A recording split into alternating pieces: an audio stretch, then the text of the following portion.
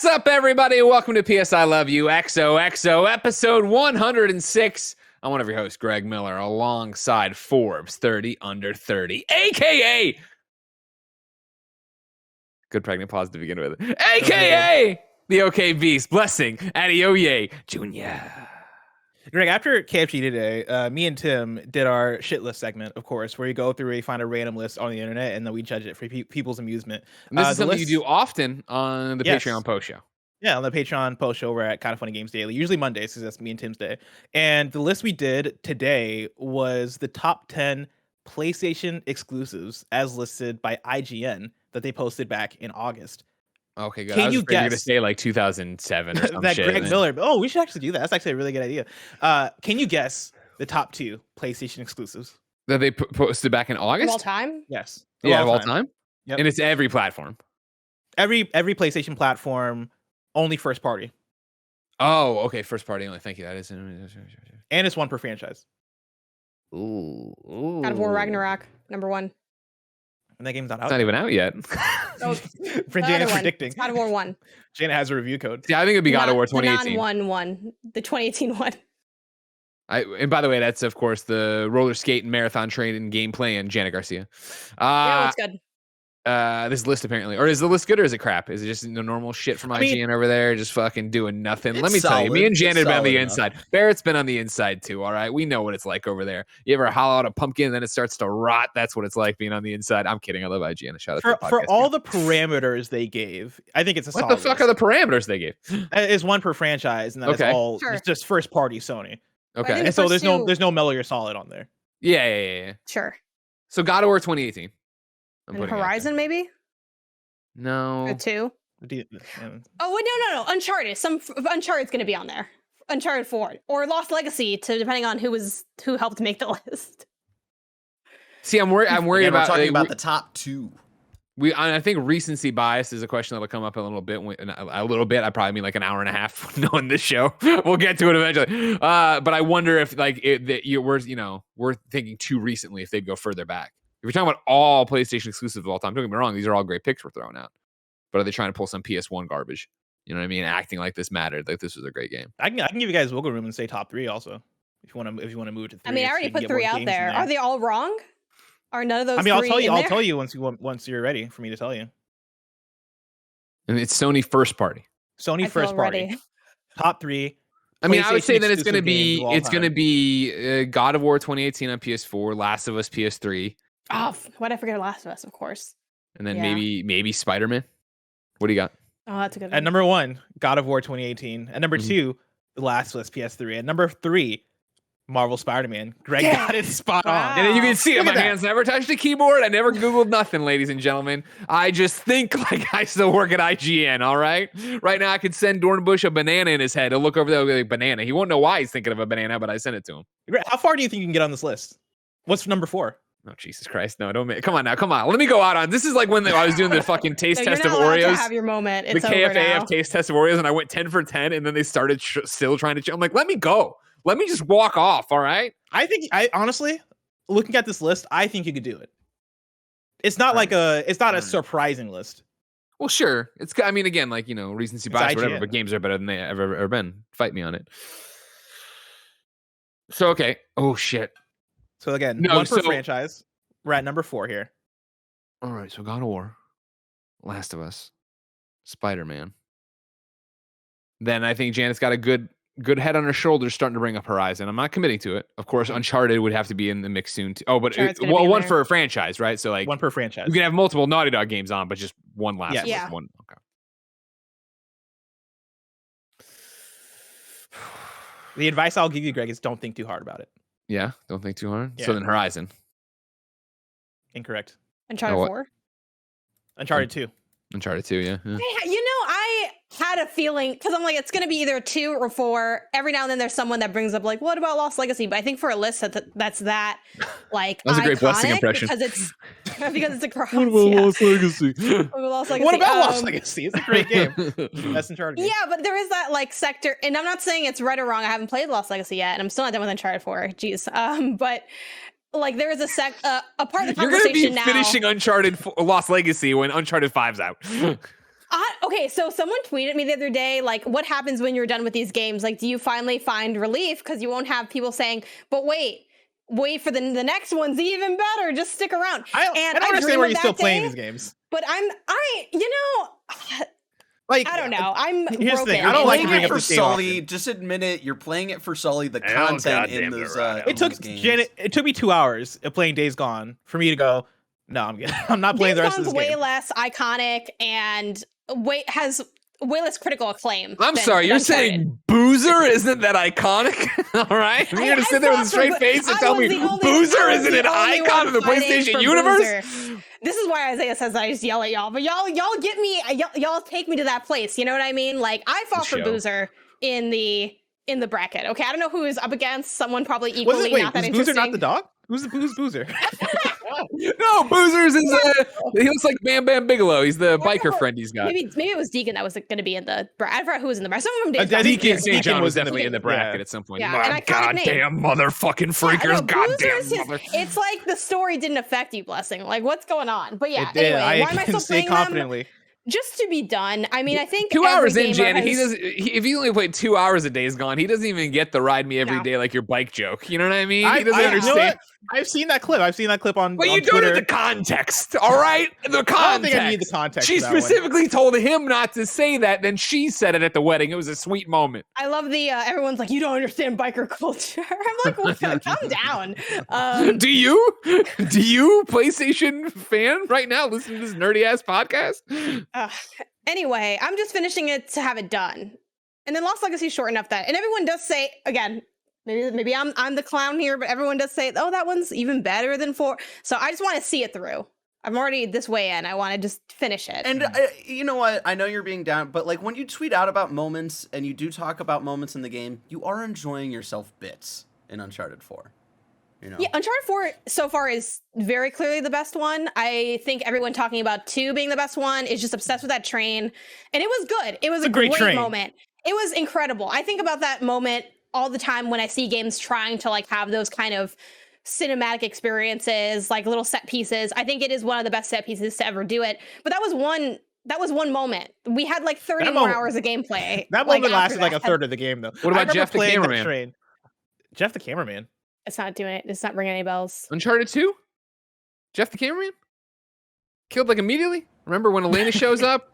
She goes, she talks to Chloe. She goes, Elena Fisher, last year's model. Great fucking line. You fucking kidding me right now? Great introduction. And then Jeff the cameraman's there with her, and then he gets killed. Where was Jeff on the most iconic PlayStation? Dude, bracket? I mean, I definitely saw a shot because when IGN did and this is obviously years and years and years, but before Uncharted 3, when they did Uncharted in 5 minutes or whatever, they did a great like in memorial to Jeff, and it was like one of the funniest things they ever did that didn't involve me directly, you know. Nice. It's obviously up at noon, different league of funny over there. Do you have the confidence to try and guess number 5 here? I mean, clearly not. And now you're just doing the thing where you're just trying to make me look dumb. You know, you could have left me at 3 for 3. I could have walked off. It's not like you're making bad guesses. It's not like you're out here saying like, oh, it's gonna again, be I think you have Horizon in the mix. But then again, like this is August, you said? Yeah. Because like I feel like at this point you got to be like, all right, well, what about a Ratchet and Clank? Like they're, you know, if you're talking about the best overall thing, this is when you start pulling from the annals of history, right? But it's got, and I see people in the live chat, Stephen Coots, who I banned earlier, is saying Bloodborne, but Bloodborne isn't a PlayStation Studio. Yeah, it's not first party, no. Yeah, and granted, under the new thing where it is exclusive, they would put it under there and put the, you know, the PlayStation Studios logo in front of it. But that's not what you mean. Yeah. You mean owned and operated first party. Yeah, like this is IGN making the list. This isn't PlayStation making the list, and they're saying first party. Sure. So yeah, again, I'd be like a Horizon. You know what I mean? I could see, you know, maybe you want to mix it up. You want to put in a siphon filter. Janet, do you have a guess? Ghost of Tsushima. That's a great one from Omega 3. Yeah. That's a great one to toss out there. Or a Sly Cooper, even Infamous. You can start tossing. No, I think it's too early to be bringing a Sly Cooper. It's like a top 10, right? Top 10, yeah. Well, sorry. Horizon's so new and like young, but all these you games know what? are new. I'm gonna say yeah. I mean, I'm trying to think of what would be above it, and I think Ghost was awesome. Like it's very critically acclaimed and all that, but I don't think it'd be that high. I'm gonna go Horizon. Yeah. Number 5, Ghost of Tsushima. Really? Is Horizon 6? Is Horizon on there? I didn't make a pick yet. I'm just throwing things out. Horizon is number 6. Okay. What a fucking lineup the PlayStation has. You know what I mean? Dude, we were talking. That's what me and Tim were talking about during the post show. We're like, dude, the PS4 is off the chain. Because like we did the thing. We sat down and we're like, all right, what's going to be on the list? And I'm sure like 9 out of 10 of the ones we guessed were probably PS4 games. When we were like, oh yeah, there's Horizon's probably on there. Last is Part 2 might be on there. Uncharted 4 might be on there. Ghost, sure, Patapon might be on there. Death Stranding, like there's the list goes on when you're talking about PS4. So much so that like you look at PS2 or PS1 and it's different time, different era. But like PS1 games, when you're trying to think of first party games, it's like Parappa the Rapper, Gran Turismo. It's like stuff that you wouldn't necessarily put on the list. Of course, there's Metal Gear Solid for exclusives, and then like Final Fantasy 7, right? But like that's not necessarily counted in what this list is doing. And then you get into PS2, and it's like, all right, Shadow of Colossus is probably on there, and then maybe the original God of Wars, but not if you're putting God of War 2018. And then you hop into PS3, and it's like, are you gonna put Infamous on there? Like, are you gonna put those Ratchets on there? Like, I feel like PS4 has the strongest. Like, okay, these are for sure gonna be on here. I don't know, but I feel, I'm curious as to what that conversation is going to be like when we reach the PS6, because what is PS5's catalog going to look like against that? I think against PS4, these swap, when we think of it, this list in the PS6 era. Is it just going to be like those swaps of like, it's Marvel Spider-Man 2, it's God of War Ragnarok? But, are we going to see some of those franchises that are in that list now just continue and have those be like clearly the better game? Now, granted, there is an exception with like, in that list specifically, having Last of Us and not Last of Us 2. But, see, I think that's the bigger question, I think, as you get there, Janet, and I like it. But when we get there, and again, this is based off of what we've seen in State of Plays or things, or even the criticism we've talked about on this show before, right?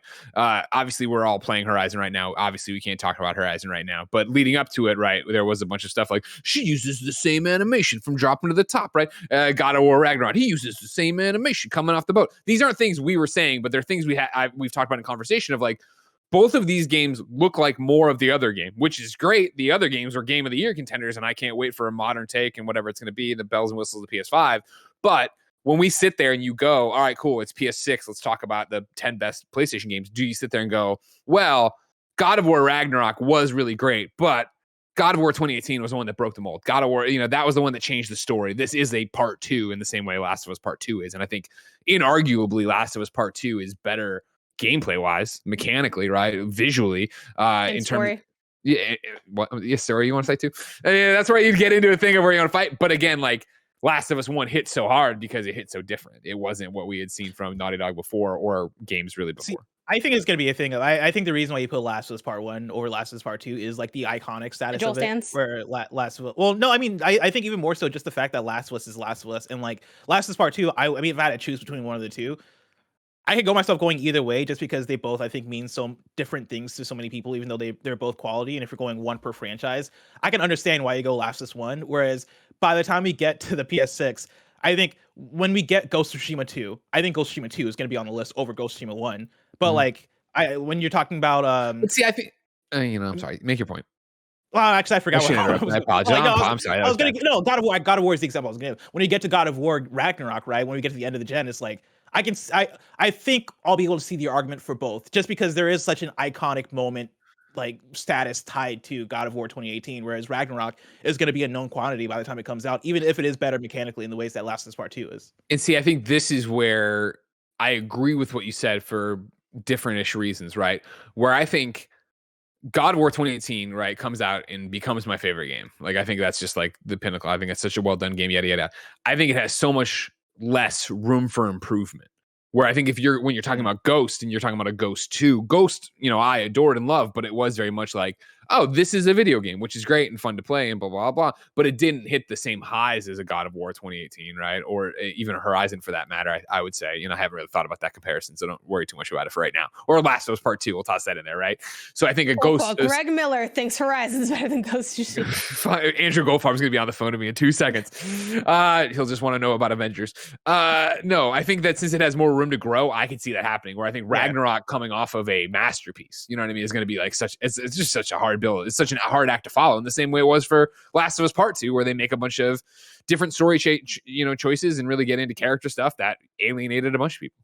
We did our time capsule episode, I want to say like a year ago, at the start of the generation. It's time to open it. Barrett, open the time capsule. We got some years left. But one of the questions that you brought up, I think, was Oh, weird. I put this picture of Shuhei Yoshida in the time capsule. It would have fun. You weren't supposed to open it. Bear just opened it. You heard the whoop noise. That was it. What did you do?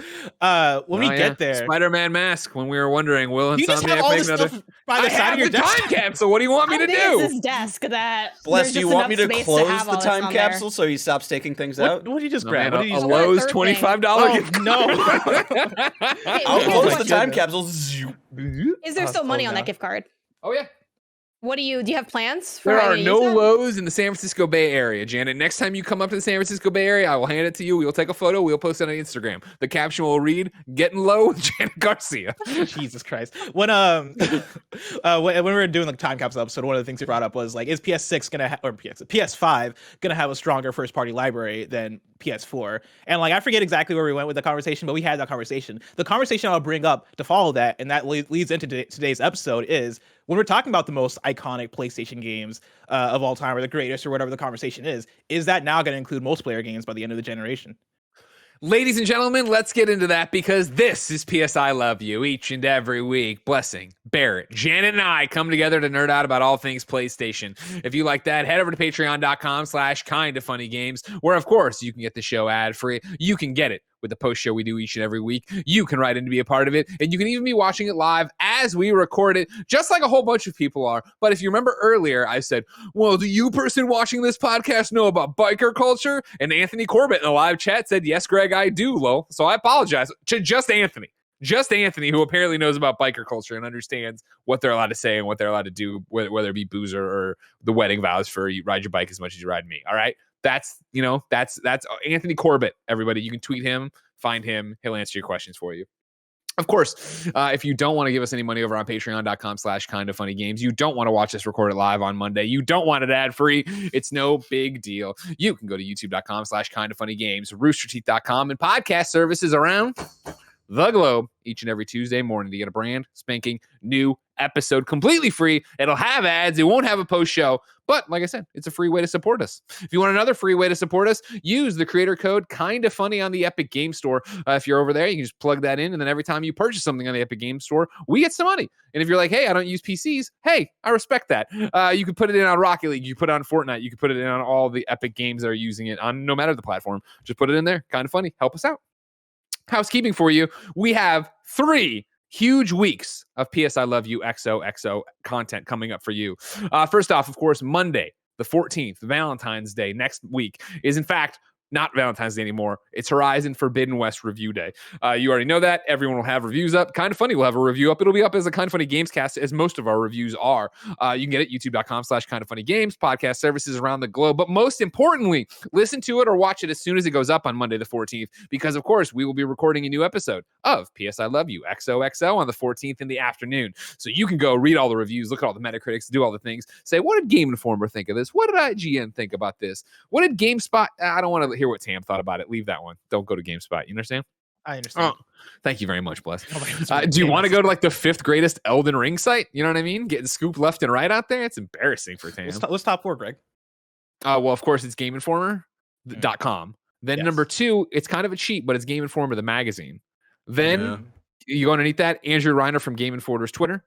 Then number 4, I put you there, Bless. I feel like you have some good Elden Ring thoughts here and there. And then there you go. You got Tam and GameSpot right underneath that. You know what I mean? Anyways, though, get that episode, PS I Love You, XOXO, episode 107 will be your Horizon questions answered. Of course, we won't spoil things for you, but we'll be able to talk about your specific questions after reading all the information. If that wasn't enough for you, as I've already told you, I've already warned you, get your formal gear together. Tuesday, February 22nd is, of course, the PlayStation Vita's 10th anniversary. It's its 10th birthday, and we've decided to go big. We are throwing the PlayStation Vita a live birthday party episode of PS I Love You XOXO. What does that mean? It means no early recording on Monday. We are going to record it Tuesday, the 22nd, 11 a.m. Pacific time, live on twitch.tv/KindaFunnyGames, right after the one, the only Kinda Funny Games Daily. You can come there, bring your PlayStation Vita memories. Again, I need you to dress up at home, dress up your Vitas, get some birthday cake, order it, have it ready to go. Blessing, Janet, dress to the nines, formal also attire. Get the lighter fluid, get the matches. Be prepared to light your Vita on fire. Barrett, we're gonna need you to pull it together. All right, we need you candles. to. You need to bury this hatchet with the Vita. All right. Nope. I understand You it have to burns be you. nice. You have to be nice on the birthday, though. At least Exactly. That's the At law. least That's on the his birthday law. birthday, Barrett. Let us celebrate. You know what I mean? Let us, the people who were, of course, the people who bought him from reputable dealers. You know, I didn't go back out back. There's some guy in a trench coat. He's like, "Do you want heroin?" You're like, "No." "Do you have a knockoff Vita?" He's like, "Oh, here, yeah, I do have that," and he gave that to Greg, you. I That's didn't on know you. that you were that heroin seller. You know, I don't want to talk about what I do outside of the work. All right. Tuesday, February 22nd, live episode, Kind of Funny Games Daily, right after Kind of Funny Games Daily, twitch.tv/Kind of Funny Games. Of course, as soon as that ends, uploaded to youtube.com/Kind of Funny Games on your podcast services, but it won't be there at 6 a.m. as usual. And if that wasn't enough, P.S. I love you for you. Sunday, February 27th at 9 a.m. Pacific, ladies and gentlemen, is, of course, Media Molecules, Impies. That's right. Dreams is doing another award show called the Impies. If you've never watched them before, shame on you. This is the third annual one. And this time around, they got me, Blessing, and Janet to judge Creation of the Year. You can come see all the winners, all the different things you could be playing in Dreams right now. Again, that will be on Media Molecules, Twitch, and YouTube, February 27th at 9 a.m. Pacific. Whew. That was enough. You could be like our Patreon producers, Gordon McGuire, James Davis, a.k.a. at James Davis Makes, Pranksky, Tyler Ross, Delaney Twinning, First Responder ND, Julian the Gluten-Free Gamer, James Hastings, Casey Andrew. We have sponsors today. They're ExpressVPN and Chime, but I'll tell you about them later. For now, let's begin the show with topic of the show. So now, Bless, you said something interesting. You know, a little tease I liked at the top there. You're like, well, when we look back at this list in the PS6 generation, will we be talking about online games? What will we be doing there? Ladies and gentlemen, if you missed it last week, Ryan Dinsdale at IGN filed this story. PlayStation is planning to launch more than 10 live service games by 2026. PlayStation plans to release more than 10 live service games by March 2026, a feat that will be helped by its acquisition of Bungie. Speaking during Sony's latest earnings call, the CFO, God, I'm tripping over it, says, quote, through close collaboration with Bungie and the PlayStation Studios, we aim to launch more than 10 live service games by the fiscal year ending March 31st, 2026. Live service games are games that are updated with new content over time, often making the majority of their money through in-game purchases rather than initial sales. CFO pointed out the huge jump in revenue from these kind of games is part of the reason Sony is pursuing the model.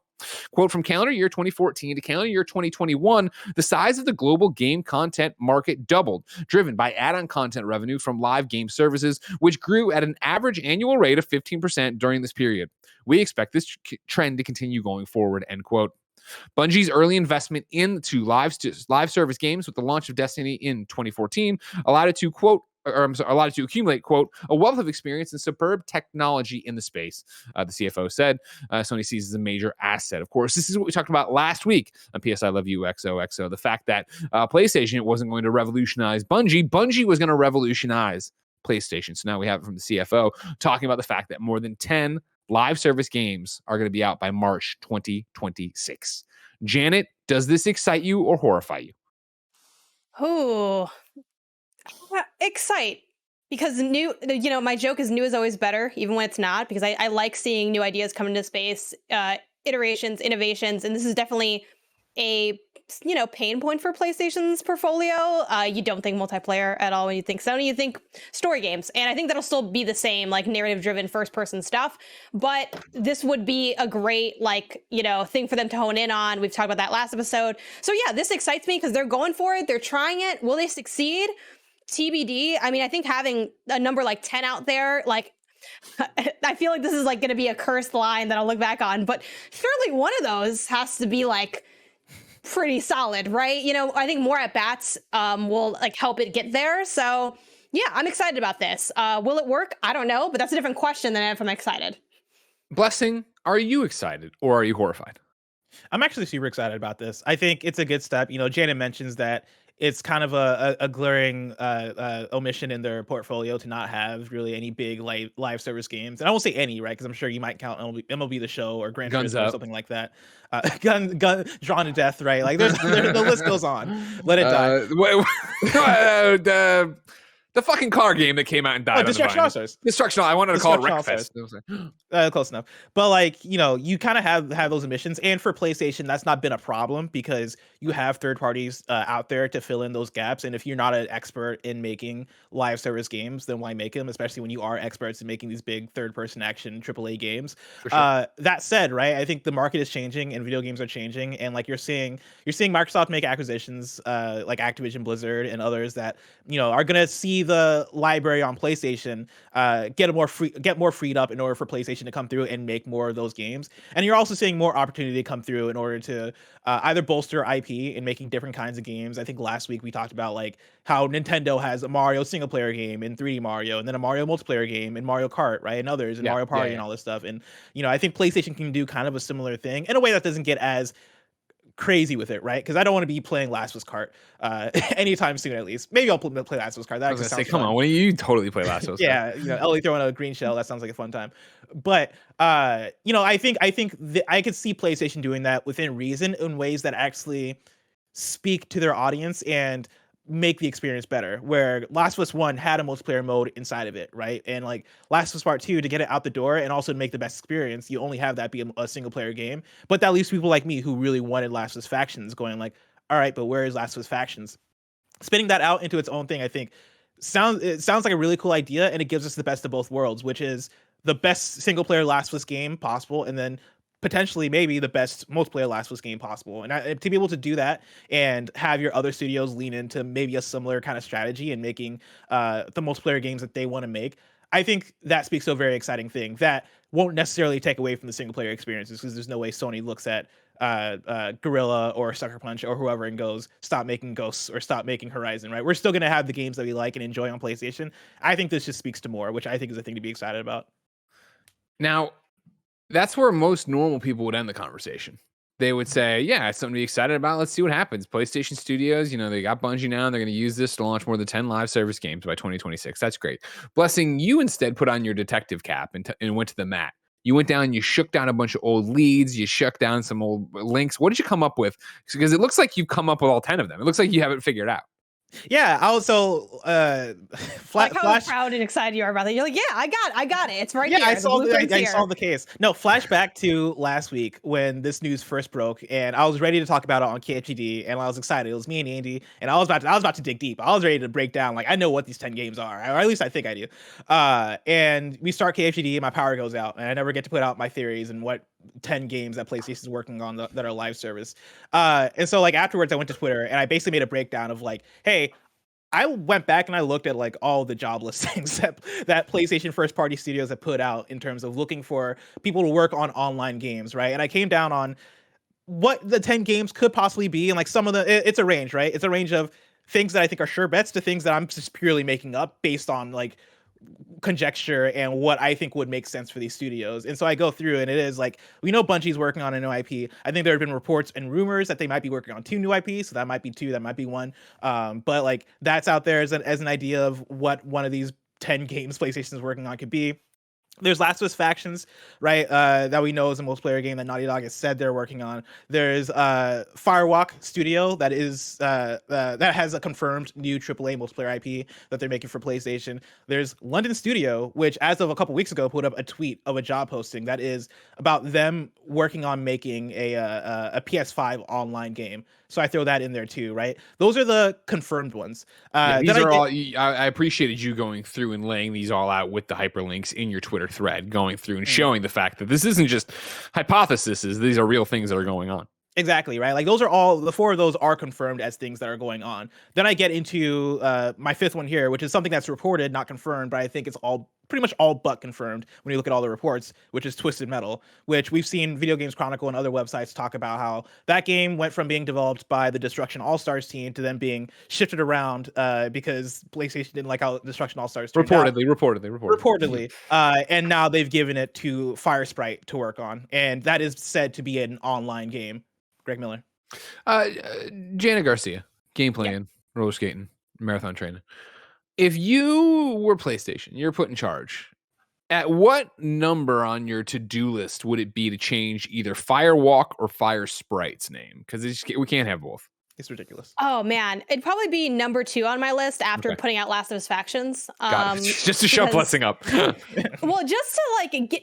I mean, I want this too because I'm not the biggest multiplayer person, admittedly. Like, I don't spend a lot of time doing multiplayer stuff, especially like online multiplayer. Like, if I'm doing multiplayer, it's not playing Sackboy locally. Like, that's my jam. That's what I do. I like don't finish that game. That's what I'm in on.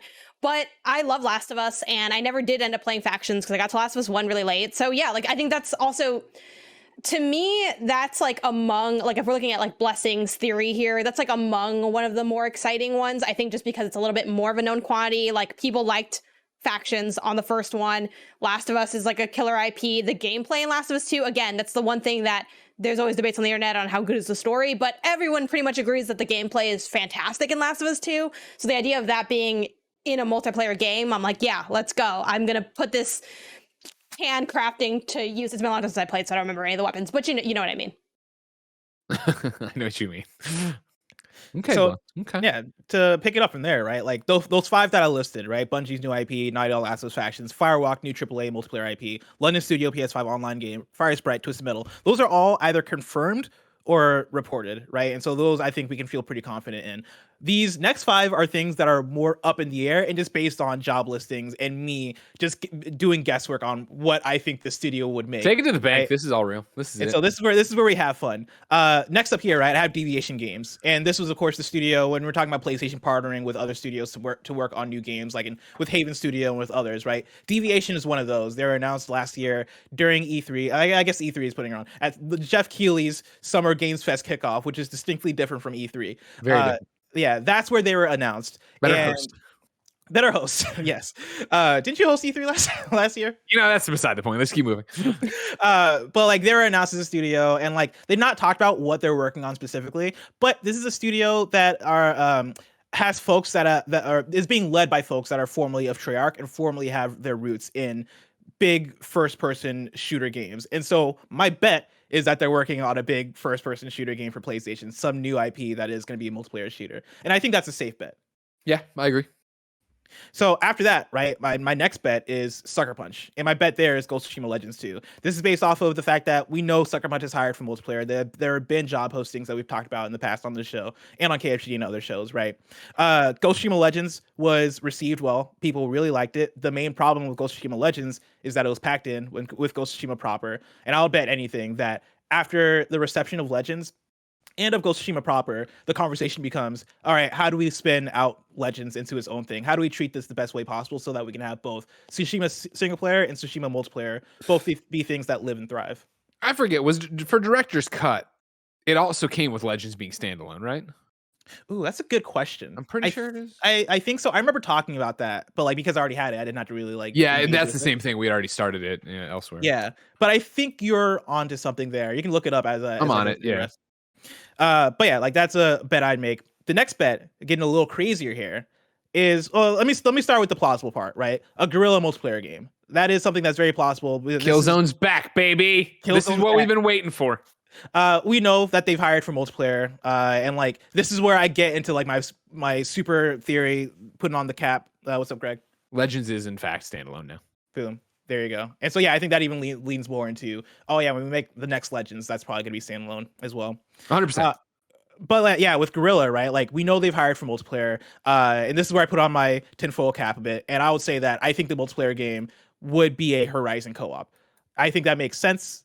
Ghost of Tsushima, or not Ghost of Tsushima, Horizon, the Horizon 2, I think at one point was pitched or concepted as a multiplayer game, like a multiplayer co-op experience. I think you can take that, you can combine it with some of the ideas of Monster Hunter. I think that would be a banger. Again, this is me just guessing. I could also see them making a first-person shooter or making a different IP. But when we talk about PlayStation, no way. Operate, I think it makes just so much sense to make a Horizon multiplayer game. I don't think it's. Don't get me wrong. Obviously, I think PlayStation lets the studios do what they want and change it up. And so again, if they wanted to, go ahead and change it up. But I think that when you look at something like Ghost, when you look at something like Horizon, you're seeing these studios say, all right, cool, this is our IP for the foreseeable future. And so you see Horizon, right, with Guerrilla, right, having this history of Killzone that never really hit. Horizon hits, and now you have Horizon 2. You had Frozen Wilds. You're about to get Call of the Mountain as well as a VR thing. They're starting to expand those IPs. And that's always, I remember at the lead up to the launch of Horizon Zero Dawn, some PlayStation executive, not so much from the game side, more from the merchandising side, was talking about how they saw Aloy being toys and statues and books and comics. And it was one of those things like, whoa, hold on. Like, are people even going to care about this? And it was, one of those things where it was a smart bet where, yeah, people really cared. I think she single-handedly got you back into Genshin Impact, right? Blessing, getting out to get your Aloy skin. Like people care about Aloy, so doing that and doubling down makes sense. And again, putting this into a multiplayer thing into the Horizon world makes sense, as it seemed like it was going to be maybe rumored for this, and the fact that it didn't pan out to be Forbidden West, I think there is a chance that this could be it. And I did, of course, put it on patreon.com/KindaFunnyGames for people like you to write in and give us their thoughts, opinions, what they wanted from a PlayStation Studios live service game. Bander SN is right there with you, Bless. Bander wrote in and said, I think Horizon would make for an excellent live service game. Think of it in the vein of Monster Hunter combined with Ghost of Tsushima Legends. In Legends, you play as 4 classes based on Jin's skills. I think this would be a great adaptation for Horizon Hunters. Aloy is obviously a genius fighter who is able to use every weapon and skill in that world. In my idea, you would pick a class that you could only use a certain branch of Aloy's weapons. That way, you have to work together with allies to take down the bigger threats like a Thunderjaw. You would then be able to harvest parts and resources from the machines to upgrade your loadouts. This would also allow Guerrilla to experiment with new types of machines that don't all have to be completely unique, like in the main games. Yeah, like I think that makes so much sense. What would be the worst and best class in that theoretical game? Like, I feel like if you only can rock the slingshot, like that's kind of rough. Like, it frees them. You're like, oh god. Yeah, exactly. Like, don't get me wrong. Like, that's a great weapon, and like that's important in like at least the combat of one. Of like, okay, we get the elemental damage, and then we get like the arrows in. But like, if only having that be your role, like that's got to be rough. Honestly, like you make the joke, but I think you stumble onto brilliance of like what that can work like, where it is, hey, this person on our team is the elemental person, and like they have like the like the slingshot, they have like I know in the trailer they showed off like the adhesive slingshot thing that you can do to keep enemies in place, right? Like you're responsible for applying elemental damage to these enemies, whereas like Curtis over here, I don't know why I say Curtis, but like Curtis is a person now. Curtis over here is like our healer, right? Who is responsible. We have so many friends that play video games. You jump to Curtis. I don't know what Curtis. Actually, I guess I do know Curtis. Curtis Jackson, 50 Cent, fan of the show. Yeah, Curtis 50 Cent, Blow, obviously. I want you to know. Exactly. And then Barrett over here. I don't know why I'm bringing up Barrett. I don't know who Barrett is. That makes perfect sense. Barrett is playing with 50 Cent. They're okay. Barrett and Curtis play together. Are you kidding? That would be awesome. Curtis is responsible for healing. Barrett is responsible for just pure arrow damage, right? Like you're an attacker. You're here to like put these things down. I could honestly easily see this work, especially when you're talking about like applying damage to body parts, like cutting off different body parts to bring back to your base. Like, isn't that a thing in Monster Hunter? Yeah, of course. Yeah, okay. Going after certain things. And you're right, actually. I was going to even stretch it further and go, that's, oh man, like Freedom Wars, where on the Vita you were doing that and hacking that stuff up. But yes, I guess I did for a long time chase what? Neragante scales or whatever for the armor I was working on with Jen or whatever. Yeah, like you're going after certain things and trying to get horns and do these very specific things. Yeah, with the game, Horizon Zero Dawn already has those features, right? Already has those for sure, like knock off certain body parts. So I think that aligns perfectly. Yeah, that makes a lot of sense. And we're in an interesting place. I guess we have 2 more. I'll finish off your 10 here, and then I want to introduce not only more reader suggestions but a question. All right, I'm going to skip number 9 for a second because number 9 is the craziest one. I'm going to hop to number 10, right? Number 10 is just me being like, do we count Gran Turismo 7 or MLB The Show? Because if we do, like those are already, like they're going to release those. I don't think so. No? I mean, you could make the argument that yes, but I don't think that's what he's talking about when he's talking about, we have more than 10 live service games by March 2026. Like, you already have those. This is a different thing. And this actually parlays into my question a bit that I'll put out here, right? Remember, we're to find that, I guess this is the article at IGN, but they're saying live service games are games that are updated with new content over time, often making the majority of the money through in-game purchases rather than initial sales. I want to keep that in mind when we talk about what some of these things are. Is that actually what a live service game is? Or are we just talking about a multiplayer game, which is a different thing altogether? Of course. Yeah. And so to wrap up my whole theory here, right? Going back to number 9 is talk about Insomniac, because they've also had job postings talking about wanting to hire for multiplayer to make a multiplayer game. And like, this is where I'll take that Horizon argument that we've made in terms of like Call of the Wild and when you use IP and all that stuff, right? And say that I would bet money maybe possibly money. I would bet though that we get a Spider-Man multiplayer game because that Spider-Man IP is so hot, and like the things you could do with a Spider-Man multiplayer game, I think could be really dope, especially when you're talking about like you have Peter, you have Miles, right? What if they introduce Gwen in a future game? You have multiple Spider-Man there that you can work with. That could be co-op, could be something else. You have Spider-Verse as an IP as well, right? I mean, a Spider-Man IP, but like a property that alone, I think, would be such a smash if you release a Spider-Verse game. And it is like, hey, you create your own Spider-Man, like you're creating your own class of Spider-Man based on whatever Spider universe they come out of. Spider-Sona.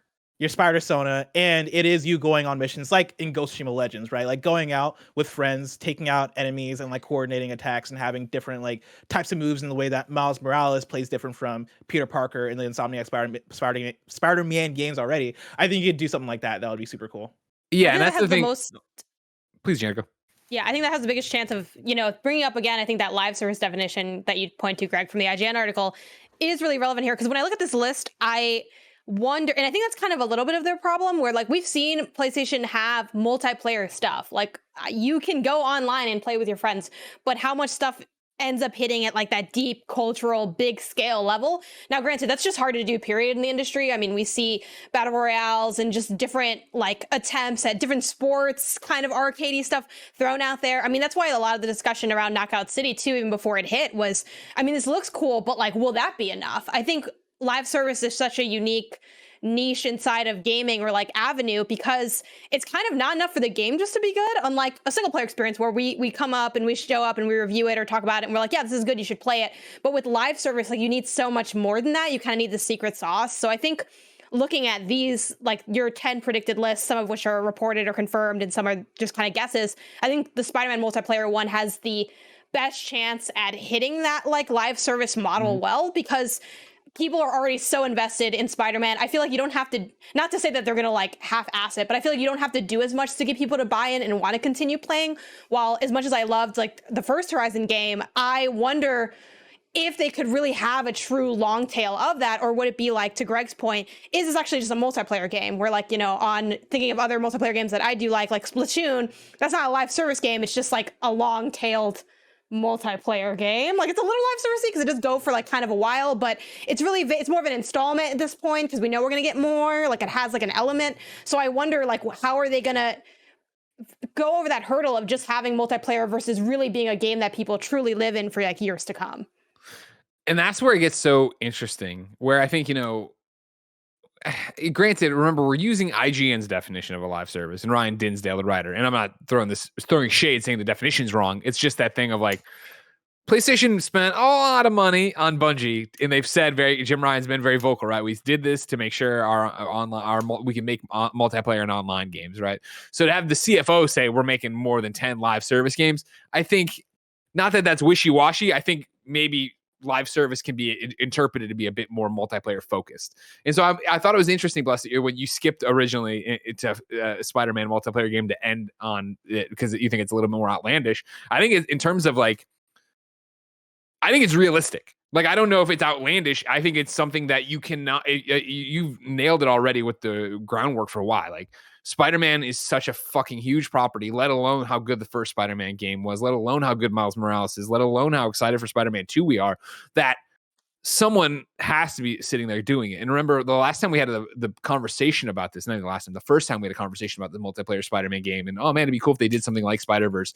was when somebody in the comments of that episode of PS I Love You was like, well, Greg, that sounds like a Marvel Future Revolution, the mobile game that's coming out, where you make your own Spider-Man and you unlock custom parts to do that. And I played that for a while, and it was fun enough, but it's also, and I'm not even throwing shade, it's a mobile game, right? Where it is like, there's the auto play button that you could just sit back and let it do the basic stuff, and you run around and do very, very basic stuff.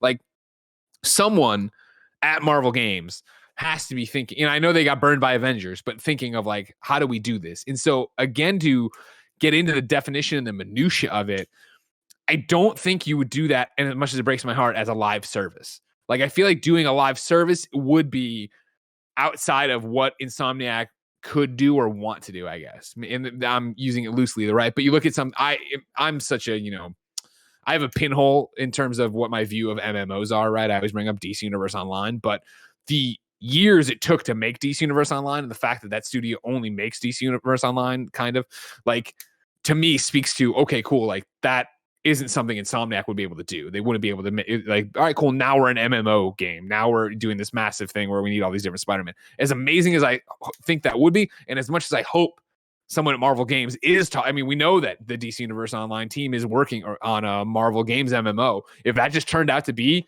yeah, we're doing Into the Spider-Verse, and it's exactly what we're talking about, where it is you create your own Spider-Man, and it's similar like Borderlands, where there's like 3 different skill trees and you invest the points in what you want so that everyone's a little bit different and everybody has their own moves. Like, that'd be awesome. But to get back on track for what we're talking about with PlayStation, like, even though I'm like, I don't know about a massive thing, I definitely can see it being man, we have Peter and Miles, let's do this. Oh man, we could include Gwen and we could do something like Gotham Knights, let's do this. Like, multiplayer Spider-Man game on that level would be so fucking awesome to have something like that. The storytelling of Insomniac mixed in with the gameplay of them and playing with your friends, that'd be rad.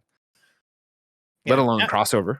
And I agree with that, right? And I think like if we get back into the definition of like live service, and when I look at it, right, like I kind of think of the range, and I know that like it's harder to define because live service is literally defined by the tail of the game, right? And I look at something like Outriders, which going into Outriders, all of us were like, this is live service, right? And then we play Outriders and we're like, I guess this isn't live service. But then like a year later, they're like, oh, here's the big update. And we're like, wait, so is this live service? Is it not live service? And I think I can see the range among all these things, right? And for the Spider-Man thing we're talking about, right? I think it could be cool if it was like hey, here's a big drop, right? It is the full game. It is $60. It is a complete experience in a Spider-Man game.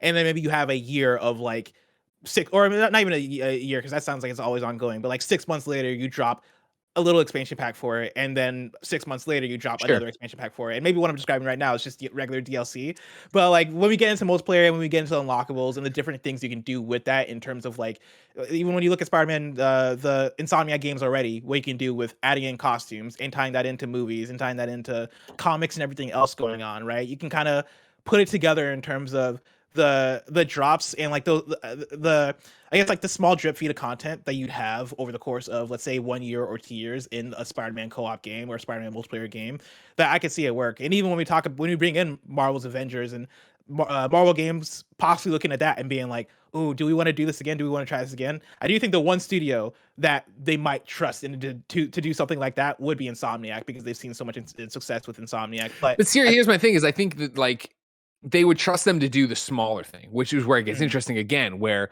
what if rather than the interstitial between Spider-Man 2 and Spider-Man 3 is this multiplayer thing that is not only inspired by Ghost of Tsushima Legends, which again, remember, what was refreshing about that was Sucker Punch being like, here's this thing. It's this many levels and you'll get a raid at the end of the month or whatever it was. And then the next month, I forget. And then when they did PS5, they put out new content for it, but they didn't promise that. They didn't do anything about it. In the same way, like Outriders messaging in the beginning was very clear of like, hey, this is just what the game is. Like, no, we're not going to, this isn't a games as a service. This isn't a thing. We have this vision. And this is, even reaching back further, I think to last week when we were having this conversation, or maybe it was on Games Daily, where I was talking about Game Pass and these kind of things suddenly getting to be the blockbuster, getting to be your video game store. Let's give you a game you play with your friends for a weekend or a week or a month or whatever it is, but not something that's meant to be all around. I think that is way more interesting from the PlayStation perspective, and I think honestly way more viable, where I don't see them being like, cool, Insomniac, make a live service Spider-Man game that goes on forever and you have to figure it out, versus, hey, go ahead and make this thing. And the bit is that, yeah, it's either, everybody makes their own Spider-Man from a limited number of things, or it is that, in Spider-Man 2, this is not real, but maybe it could be Spider-Man 2, they introduce Spider-Gwen, or they introduce, this. So like, this is Spider-Gwen, you're playing a Spider-Gwen, and then somebody else is Miles. And so you have two more inexperienced Spider people. Nice comparison. I think is a really good comparison for how it would work. Yeah, and that'd be really cool, especially for Insomniac, and especially for them to go, cool, we want to stretch our legs, and we're doing this thing, and it is 4 missions, 5 missions, 7 hours, whatever the hell it's going to be, and it's a contained thing. I want that so bad. Sure.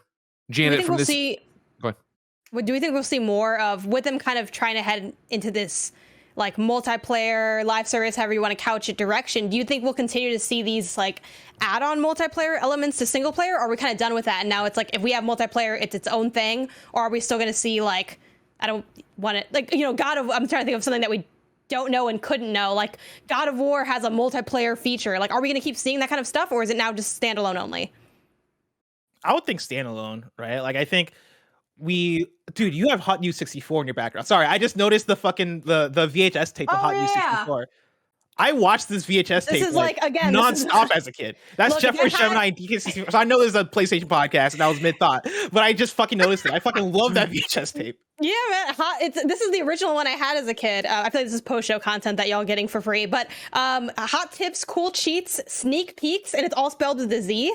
Got it from Kmart. This is the original one. Yeah, my dad had it for all these years, and I was like, oh, sweet. Like I took it back from his just like stockpile of things. But yeah, I haven't played it in a long time. I don't even have a VHS player that I could play it on, but I imagine it still works. The person who hosts that VHS tape is like almost cracked out in the way that like they present. Like the amount of like facial expressions he makes in that VHS tape is wonderful. But I should go back and watch it on YouTube because I'm sure it's been uploaded to YouTube and on the internet and stuff. Sure. But yeah, Insider's 100%. Guide. What was I talking about before I saw that? I asked about will PlayStation, will we see any more like multiplayer modes? Yeah. Are we done with that? It's all standalone only, you know? I think with Last of Us 2 not having a multiplayer mode, and I think with video games, I think coming further in the past decade, I think you're seeing more and more games where you're like, no, let's not include a multiplayer mode. Because that was such a PS3 thing, I feel like, when you would pick up an action game and whatever action game you're getting would have some multiplayer mode that is just deathmatch. And that stuff was never great, like, or at least it was more rare that it was great. Every now and then it was great, but like it was that was more rarely the case. Whereas with something standalone, I think you're inviting a more focused player base and probably a bigger player base when you're launching it outside of it, and like more opportunity to do different cool things with it. I think the only way you see more multiplayer modes packed in or like multiplayer features packed in with a game like that is if like it is, hey, we're making Horizon and it has drop-in co-op, or if it is something super experimental like Legends, where it is, hey, we have this idea, we're not ready to make this a full game, but we want to throw it out there to see if it sticks, and then you see it packed in that way. I feel like, yeah, if you're timing it out and somehow this is happening around it, great. And if not, then it's its own thing. I think it's kind of, how are you trying to pitch it and where you're trying to put it? And I think, more of these $20 standalone things, especially as you look, that's what Legends is costing right now in the store. I think if you were going to put out something of that variety, if we're talking about the Spider-Man game, if we're talking about, I don't even know, Twisted Metal, if it's got a smaller scope to it, right? You do something like that. Would you like to know what the people would like to see, Blessing? Please let me know. I'm going to start with Rocket Guardian. I said, of course, what would you want to see from a PlayStation Studio live service game? Rocket Guardian wrote it and said, I think the Order 1886 would work as a live service game. What is the chokehold that the Order 1886 has on this? It was a missed opportunity, Janet. It was a cool world. It was a beautiful game. I cut you off, but please continue. But please, after you're done, I need to know what's going on with this. Have you played it? No.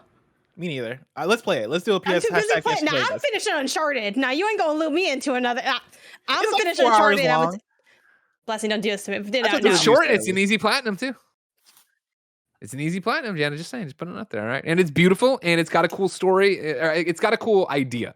The ending is like, oh man, if they would have had a sequel and picked up from there, we would have had something. Anyway, so back to Rocket.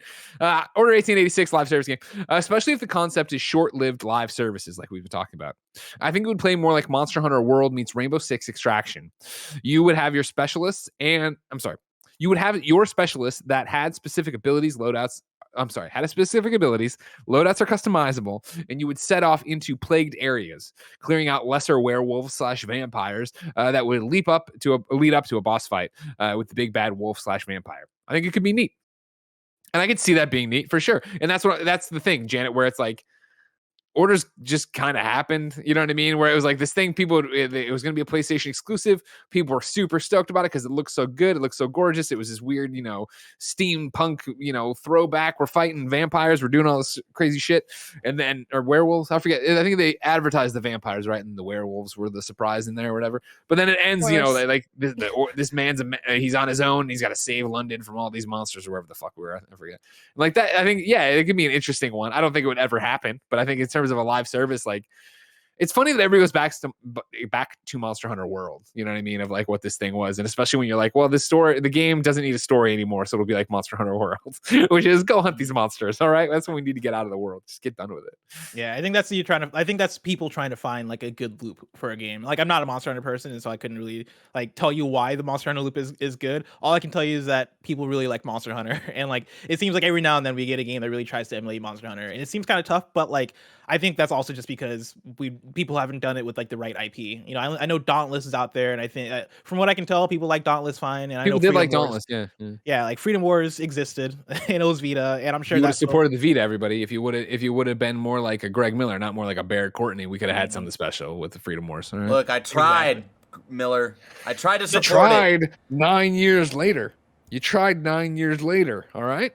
And you did buy it from a drug dealer, it seems like. Yeah, according to Greg Miller. That's true. That is true. Yeah. But it seems like many people, at least like we're not seeing many Monster Hunter clones out there, and it seems like there is just opportunity there. And there was a recent news story that we covered on another show about like Xbox apparently is trying to make a Monster Hunter clone type game. At least it's reported, it's rumored. And like, yeah, I'm like, why not? Right? Like I'm with how popular Monster Hunter is, and like, you know, not having to lean into having everything be PvP, right? Like there's way more you can probably do with something like that of like, yeah, go through, take out these monsters, grind, level up your gear, and have that loop. Like that loop I know is probably very satisfying to a lot of people. You can I think translating IP that have that potential makes a lot of sense. The Order 1886, it's a very interesting one to go, let's make a Monster Hunter clone out of this. I feel like that would sell 5 copies, but like it sounds like a cool idea. Like it sounds fun. It's just I would be shocked to hear Sony say the words 1886 or the Order 1886. Maybe say the year. I want to toss this out to you, Blessing. All right, and I want to bring in 2 questions from it. Live service, online games that are going on. You've already brought up factions, obviously. It was number 2 in your list here that, of course, Naughty Dog is working on something Last of Us multiplayer related. I want to know what you think that game's going to be in 2022 or what they're working on in 2022. I don't know if it's not coming out this year, probably. But I also want to introduce the fact that people wrote in for this live service question about it, saying Last of Us. The 5-star man said, I think the world of The Last of Us could be turned into a live service style game. I'm picturing a Division style game where players not only need to be wary of the infected, but other human factions / players. And then Sam, aka GK Sam 10, wrote in and said, if they manage to pull off a Last of Us Battle Royale game, similar in style to Warzone, but with Last of Us mechanics, operators, and a unique Naughty Dog spin on extra skins and content, that would be awesome for me personally, as I'm a regular Warzone player. But I don't know, I'm sorry, but I know that wouldn't be for everyone. Blessing, when you're thinking of what you're going to get with whatever Last of Us Factions 2, for no good name to call it, when you think of what you're going to get from that game, what do you think you're going to get? I think it's gonna be something big, right? I think it's gonna be something ongoing, and I think that's why it's taking so long. Is that like there's just a lot of work being put into it, and I am split. Like I'm so split in terms of what it's actually going to be, because I could see it being a number of things. I would love it. I would love for it to be a battle royale style game, just because like playing Last of Us Factions on PS3 in the original game, right? Like the thing that made that mode so good was the fact that it used the mechanics in a way that really translate to that feeling of survival, where it is in the mode that I like to play the most, which is like elimination, basically, where it's 4v4, last man standing kind of thing.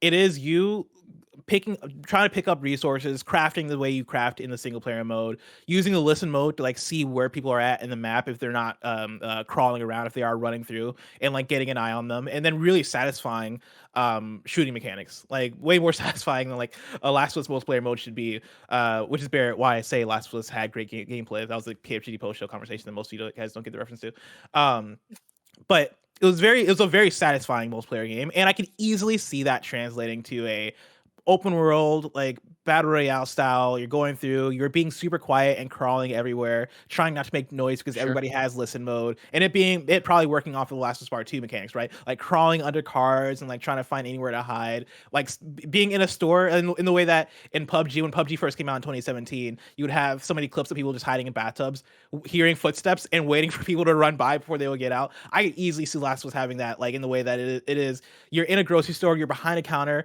you see a group of 3 come in and they're looting the place, and you're sitting there like, please leave, please leave, please. My friends are dead. I need to revive them. I have like 2 bullets in this revolver. Just get out. Yeah, like That game would be incredible. That would be an incredible battle royale game. The only thing is that the battle royale space is very tough right now. If you are not Apex, Fortnite, or Warzone, then it feels like you don't have a chance, right? Like even PUBG doesn't get talked about as much. Hyperscape came and went in like a day and a half. It is so difficult. Like I think though, I'm with you, but you don't have to call it. They don't have to double down on calling it a battle royale, right? Because I think I don't know how they're going to do it and what they're going to do, but the mechanics of that and the visual fidelity of that, it would make it. And that's what I feel like I'm torn between them, right? Between the two suggestions you just had. The 5-star man, obviously, I love The Division. So the idea of they're making this giant open world play with your friends Last of Us thing where it's like, all right, cool. There's 3 different factions you pledge your allegiance to, right? And then you roam the world doing all these different things and coming back and doing, there's a story to it, yada, yada. Like that would be so fucking cool. And I think that would lend itself so well to Naughty Dog doing a new form of storytelling. But then I go up to Sam's thing of a Warzone, and it turns me off. A Warzone operators, but then hearing you talk about it, Bless, I'm like, no, that would be dope. Like maybe you could just get rid of the operators. Let me make my own character. But like you can also have it be instead of operators, right? Have it be classes of like, okay, you can play as the Fireflies, or you can play as the Scars. God, it's been a while since I played last Scars. I can't remember anymore. But like they're different. The wolves, and it's literally wolves, right? Like, oh my god, like they're literal factions. I can't talk today. Factions. Frog factions too. There are little factions, right, that you can pick from in a game called Last of Us Factions that you can actually make it work. Where it is, oh yeah, the Scars have these abilities. The wolves have heavy weaponry, right? Like the Fireflies have, let's say, like info about the world or whatever, right? They're well informed and they can make choices that way. I think there's a lot to do. There's a lot you can do with that. And like in a crazy ideal world for me, honestly, like in a crazy world, I could see it being the Destiny thing where it is, hey, there's the PvE, which is Division style. You're going through with your friends, going through missions and like fighting against the infected. But then you also have a PvP that you can jump into, which is traditional factions plus a battle royale mode. And even back to my battle royale point, right? It doesn't even literally need to be a battle royale. It could be an objective based battle royale. Like those things exist, and I think some of them do well for themselves. And we played Hunt Showdown, and even though we didn't love Hunt Showdown, right? I could see something along the lines of like, no, it is you doing something and then extracting from the area as the Fireflies or something. Like, I think the sky's the limit for what it could be. The only thing is that the more we talk about it being all these different things, the more work that becomes for Naughty Dog, for a company that it's in my PlayStation updates here, right? Working on 3 games, maybe, apparently, according to Neil Druckmann on Twitter, where he's like, yeah, we're hiring for blank, blank, and blank. And it's like, yeah, you're a company that's doing a lot right now. I don't know if you have it in you to be doing all this different shit. So maybe it is just a regular Battle Royale mode. If 100 Ellies don't drop out of a plane, I don't even want it. What were we doing? What were we like? Literally same avatar, same outfit. Really confusing. I mean, I want everything from this. I love The Last of Us. I'm a Last of Us stan, despite all the associations that comes with that I hate. But I love that world. I love both those games. I would love to see, I guess, a couple different modes with it. I think a form of a battle royale, like a form of a PvP, is definitely on my list. I'd love to see also some sort of like really small narrative pieces that could either be, maybe you can do with like a buddy, or you can do on your own. You know, I don't spend a lot of time playing Fortnite. Like I kind of bounced off of it pretty early, and I've like dipped back in once, and like the game's totally different. There's like aliens and spaceships and all this crazy juice and stuff. But there are like story beats there. So I think it'd be so fun to see like other stories in the Last of Us universe that are totally standalone, that I don't need those characters to appear again, but just like little moments that maybe introduce also new factions. There's an additional faction that's like later in the game that we like see and meet, but only very briefly. So I'd love to see maybe stories from like that point of view, like, oh, to unlock the option to play as like new faction X, you do this like story mission and you get to like, you know, live as one of those characters from that. And in that, that's sort of how they embed the tutorialization of that faction's abilities and their weapons and sort of the lore there. I would love like some level of like almost base building or world building, like almost kind of a Simmy style thing of maybe you go out on missions. Yeah, like, and you guys talked about this a lot on a games cast from like a month or 2 ago. I forgot who was on that. It was like you.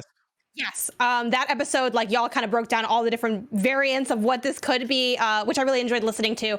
But to that, like kind of nodding to that episode, like y'all had talked about, you know, maybe having missions, or even if it's battle royale style, where how you do impacts maybe like how things go for your base, and you have like this sort of additional element, like you guys were talking about, how are you gonna create stakes and intrigue, and why are we doing this over and over again? To explain that a little bit, right? Like in the original Last of Us Factions, it was the fact that like before every mission, the game had little narrative bits that they throw in there, where it is you providing for like your camp. And it would tell you that like, hey, X, Y, and Z person needs water, and so if you perform well in this match, right, you're gonna bring water home, or you're gonna bring resources home. And the more you lose, the more people in your camp are dying or suffering or going through certain things. And they would have events and stuff. Like it was honestly a really cool idea that like led to factions feeling like more of a long-term like investment, as opposed to, oh, let me hop in and do some multiplayer and then hop out, right? Like it was its way of staying persistent.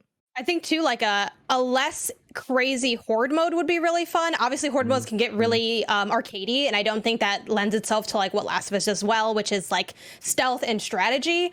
But I think something like either you have to clear out like an abandoned town, or you have to like, you know, maybe the story beat or like the story setup for it is, you know, and we can sort of have this in Last of Us 2, where you'd go and you'd have like these different jobs and errands you'd run, like of like clearing out this tower or confirming that nothing's in here. And like even in early on in that game, like Ellie and Dina were talking about, oh, what's the craziest like night you've had at this job? Like, oh, one time I had to kill like 30, one time I had to kill 15. Like I think exploring that and turning that into its own mode, and having that kind of be like a narrative, like sort of narratively tying into why we're doing this very like classic multiplayer mechanic would be fun.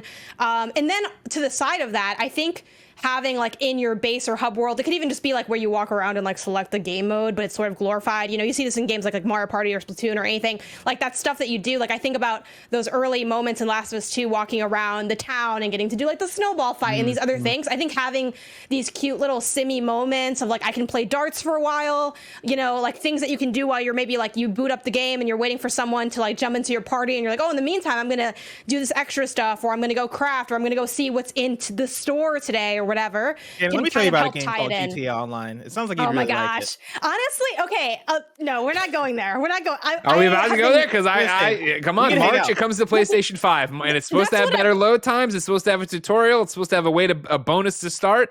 Blessing, I'm telling you, I read that. I was like, out in GTA Online. We're gonna be racers. Okay, honestly, I'm like ready. Racers. Okay. We're gonna race cars. Like I don't want to roleplay that. I don't want to be part of. That's why I don't have mics on ever. But I really want to like play GTA 5 because I actually have never played it. I've never played GTA 5.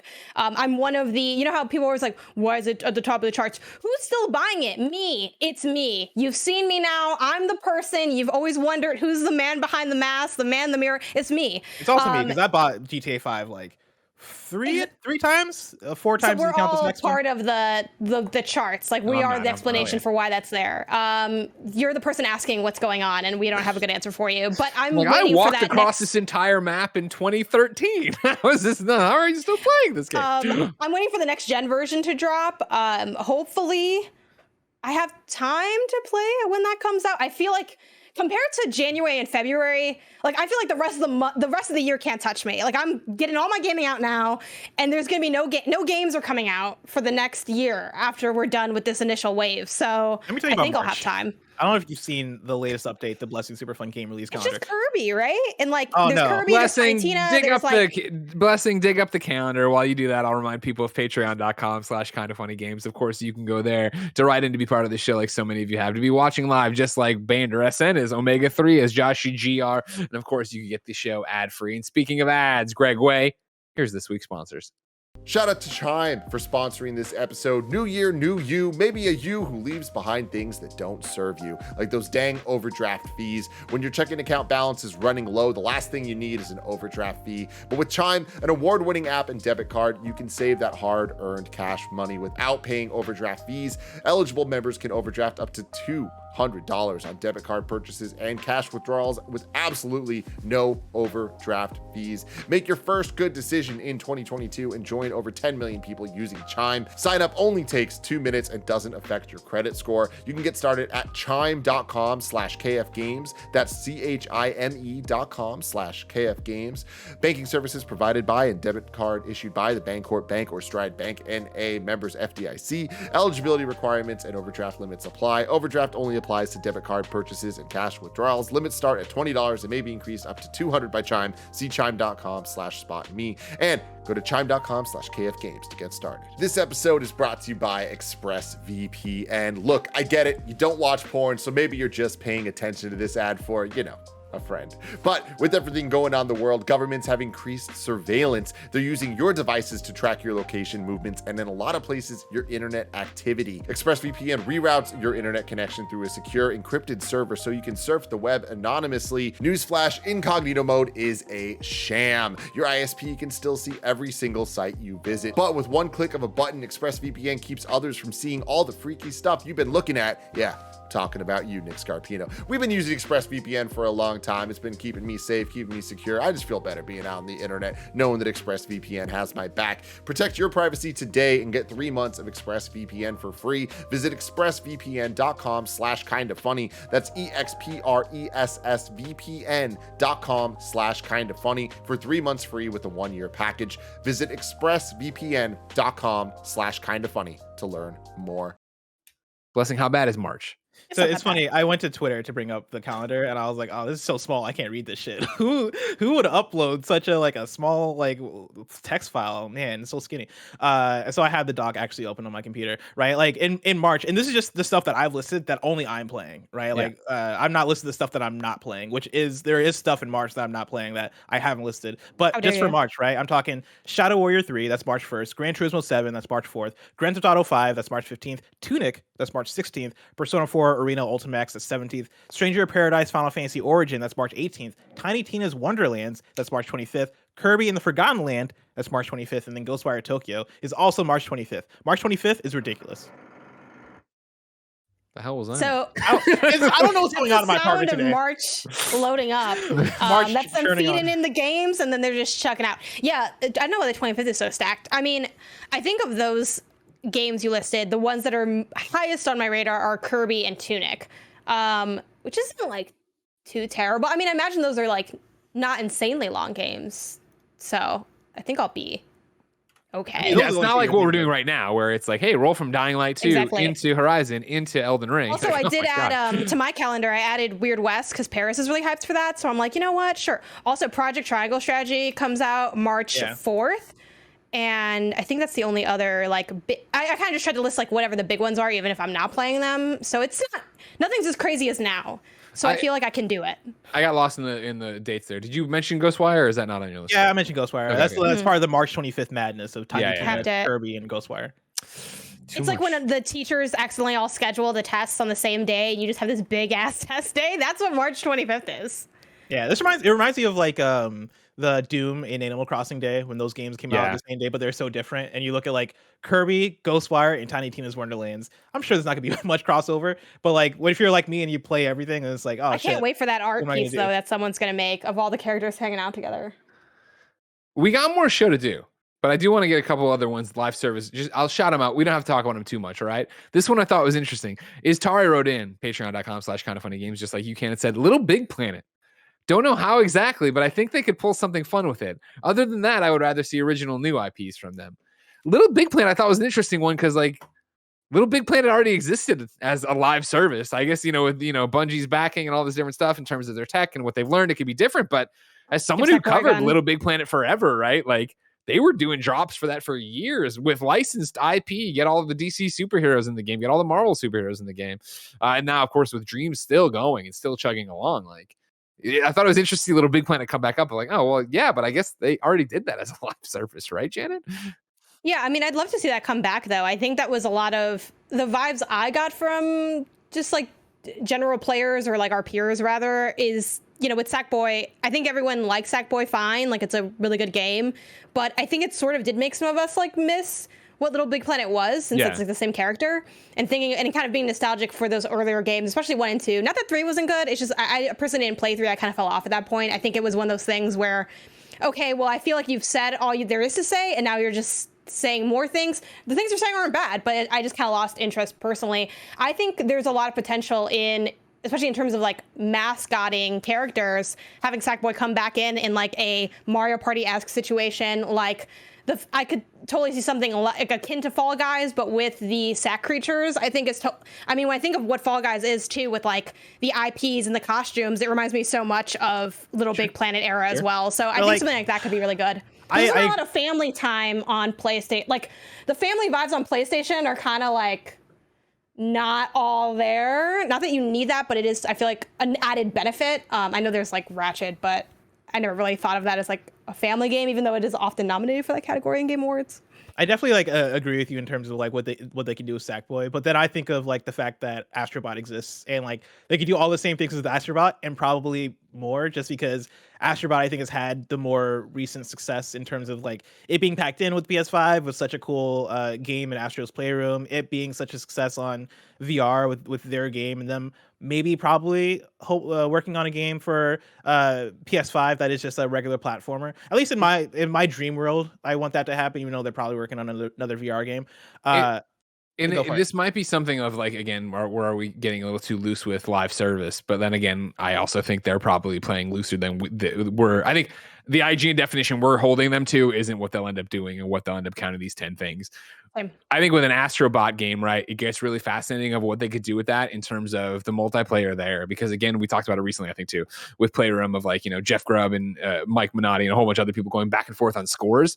I think it could be really interesting to either have ghosts that you're chasing, like it's like a main part of the game that you're turning on and doing, or if it was a little bit like a battle royale, right? Of you enter into this mode and you all go and you're all playing your own thing, but you can see the ghosts of everybody and who falls and who dies and how it continues that way. Because they did it with Mario, right? And I think obviously since this is so inspired by Mario, you could put that in there too. I would like to see them do some kind of like back and forth with Sackboy and Astrobot, being it being like a hey, let's find the best of both worlds here, right? Let's utilize Sackboy and do the thing that you're talking about, Greg, where it is like, oh yeah, we can do like the ghost runs or whatever, or a Sackboy Sackboy speedrun game, or Astrobot speedrun game, and then make the Sackboy Little Big Planet game that does exist the way that old Little Big Planet did, where it is dropping levels, making you create levels, and selling items for those levels or creation tools and all that stuff. Like, I like both of the franchises fairly well between Astrobot and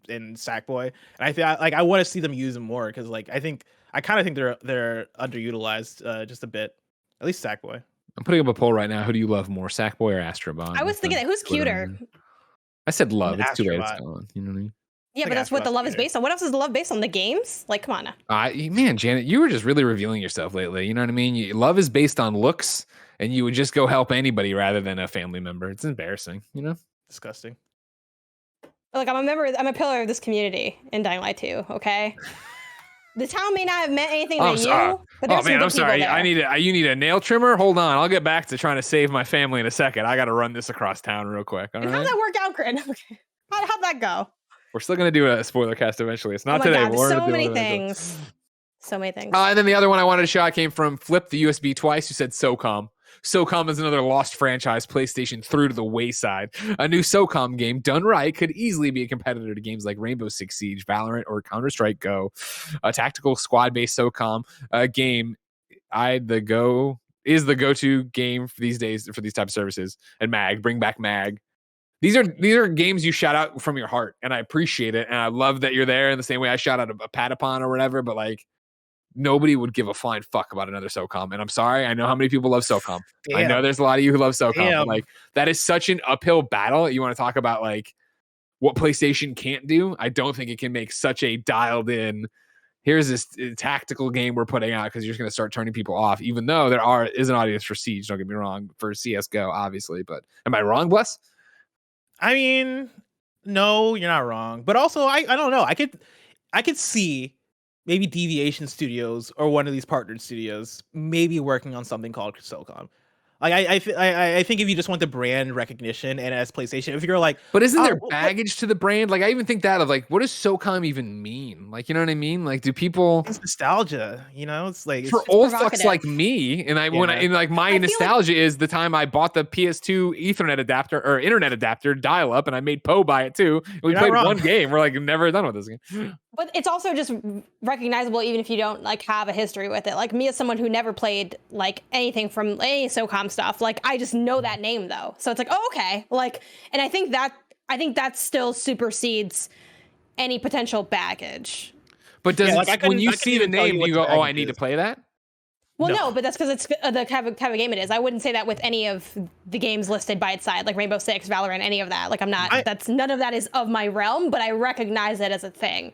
Honestly, if at the next PlayStation presentation where it is them showing off all the big first party things, if you showed me a Deviation Studio logo and then showed me the SOCOM logo and then showed gameplay that looked like Rainbow Six Siege, I think I would get into it. I'd be like, all right, I want to play this. I want to see what this is about. I just feel like the return on investment for that is going to be you need lots and lots of people to buy it, and so I just don't see PlayStation doubling down on it that way. But you make a good point of that you have they're partnering and working with all these people who are shooter studios. What do you want to give them? How do you want to do it? Yeah, it's like, is it easier to launch a new IP or easier to just use this thing that at least some people know about and like would get people hyped, especially if you sell something that is fresh and new. Here's the one where I would bring it out, right? As I feel like there's more goodwill to the Resistance brand than SOCOM. I think you'd see more people do that. But like, what kind of game though? Because like, I feel like if you're gonna sell a multiplayer like PvP game, I think SOCOM would be more successful than Resistance, because Resistance is co-op, right? It's campaign. People aren't playing. Actually, were people playing Resistance as like a PvP it was competitive. It was competitive. Yeah. I never played it that way, but I also don't think it was known that way, right? Like, wasn't Resistance more co-op in terms of like why people were actually playing it? I mean, I think of it more as, I mean, I guess this is eye of the beholder kind of shit, right? Like, I always thought of it as a single player, like a single player shooter. Like, I'm getting a story from it. But yeah, my point is more. You did the thing where I'm like, SOCOM is, I didn't say sucks. SOCOM is like dead. May like, as well have. And then you're like, well, they have all these shooter studios. I'm like, fuck, you're right. Yeah, like I just feel like it's so like SOCOM 4 was so flat. And granted, it was an online game that launched during the PSN outage. Tomorrow they're going to be like, we're announcing the next state of play, SOCOM. Here's my thing, is that you mentioned that SOCOM has baggage. I wouldn't have been able to tell you that it had baggage. Right? And I'm also somebody that didn't play SOCOM growing up. I just know SOCOM from other people talking about it. And like my friends who happen to have a PS2 and happen to have like network or whatever. I wasn't playing my PS2 online like that. Those people would play SOCOM and like it. And like, if you told me that PS3 SOCOM launched, I would have been like, did it? Because I do not remember the PS3 SOCOM ever coming out. Like I don't associate SOCOM with baggage. And I also think it's the type of game you want to make. If you're making a PvP multiplayer FPS that's coming directly from PlayStation first party, I do think it's either a new IP or it's SOCOM. Like, I don't know if much else really fits that, like Resistance, sure, but I think people would want a Resistance single player game if that's the case. Like Killzone, you want a single player or like a campaign game if that's the case. I'm like 50-50 on it. But I don't think there's harm in attaching the SOCOM IP to a new FPS game, especially if you're going to refresh it and make it like a Siege type game or a Valorant type game. If anything, the more I talk about it that way, the more I'm like, fuck, that might actually be a hit. If you put out a SOCOM Valorant type experience. SOCOM was third person, wasn't it? Ooh, you're asking questions. I don't know. I assumed it was first person. I do not know. Pretty sure it was third. Barry, give me a Google. I might be wrong when you have the chance. Now, the problem is why I'm being quiet now is I'm like, fuck, you've kind of incepted this idea of this does make sense that SOCOM could come back. This is because I'm just like game that won that bracket that like neither of you played or barely played. Oh, Parasite Eve. Parasite Eve. Yeah, this is like how y'all got to Parasite Eve. Like, don't step into the web that Blessing is spinning. Like, just stay away. But I mean, you're asking about the latest SOCOM. Sorry, what was that? You're asking about what the latest SOCOM was? No, I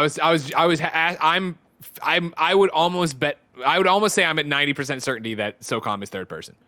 I was asking. I'm looking for it right now. I'm watching gameplay right now for SOCOM US Navy SEALs, and there's third person in here. It's weird. There was one clip where it was first person. But maybe it is described as a third person tactical shooter game. Okay, thank you. Okay, you're right. It's third person. But like, I think you make sure I'm not that out of it. Yeah. I think. You can do whatever you want with it. I mean, no. It's like, wasn't Rainbow? Now I'm gonna sound like I don't know anything. Wasn't like the original like Rainbow Six games? Weren't those third person or were those always first person? I remember Vegas being first. Vegas was first. Yeah. Wasn't there like you know what? I'm gonna research it, and as we continue, I won't say more because I feel like I'm gonna be wrong.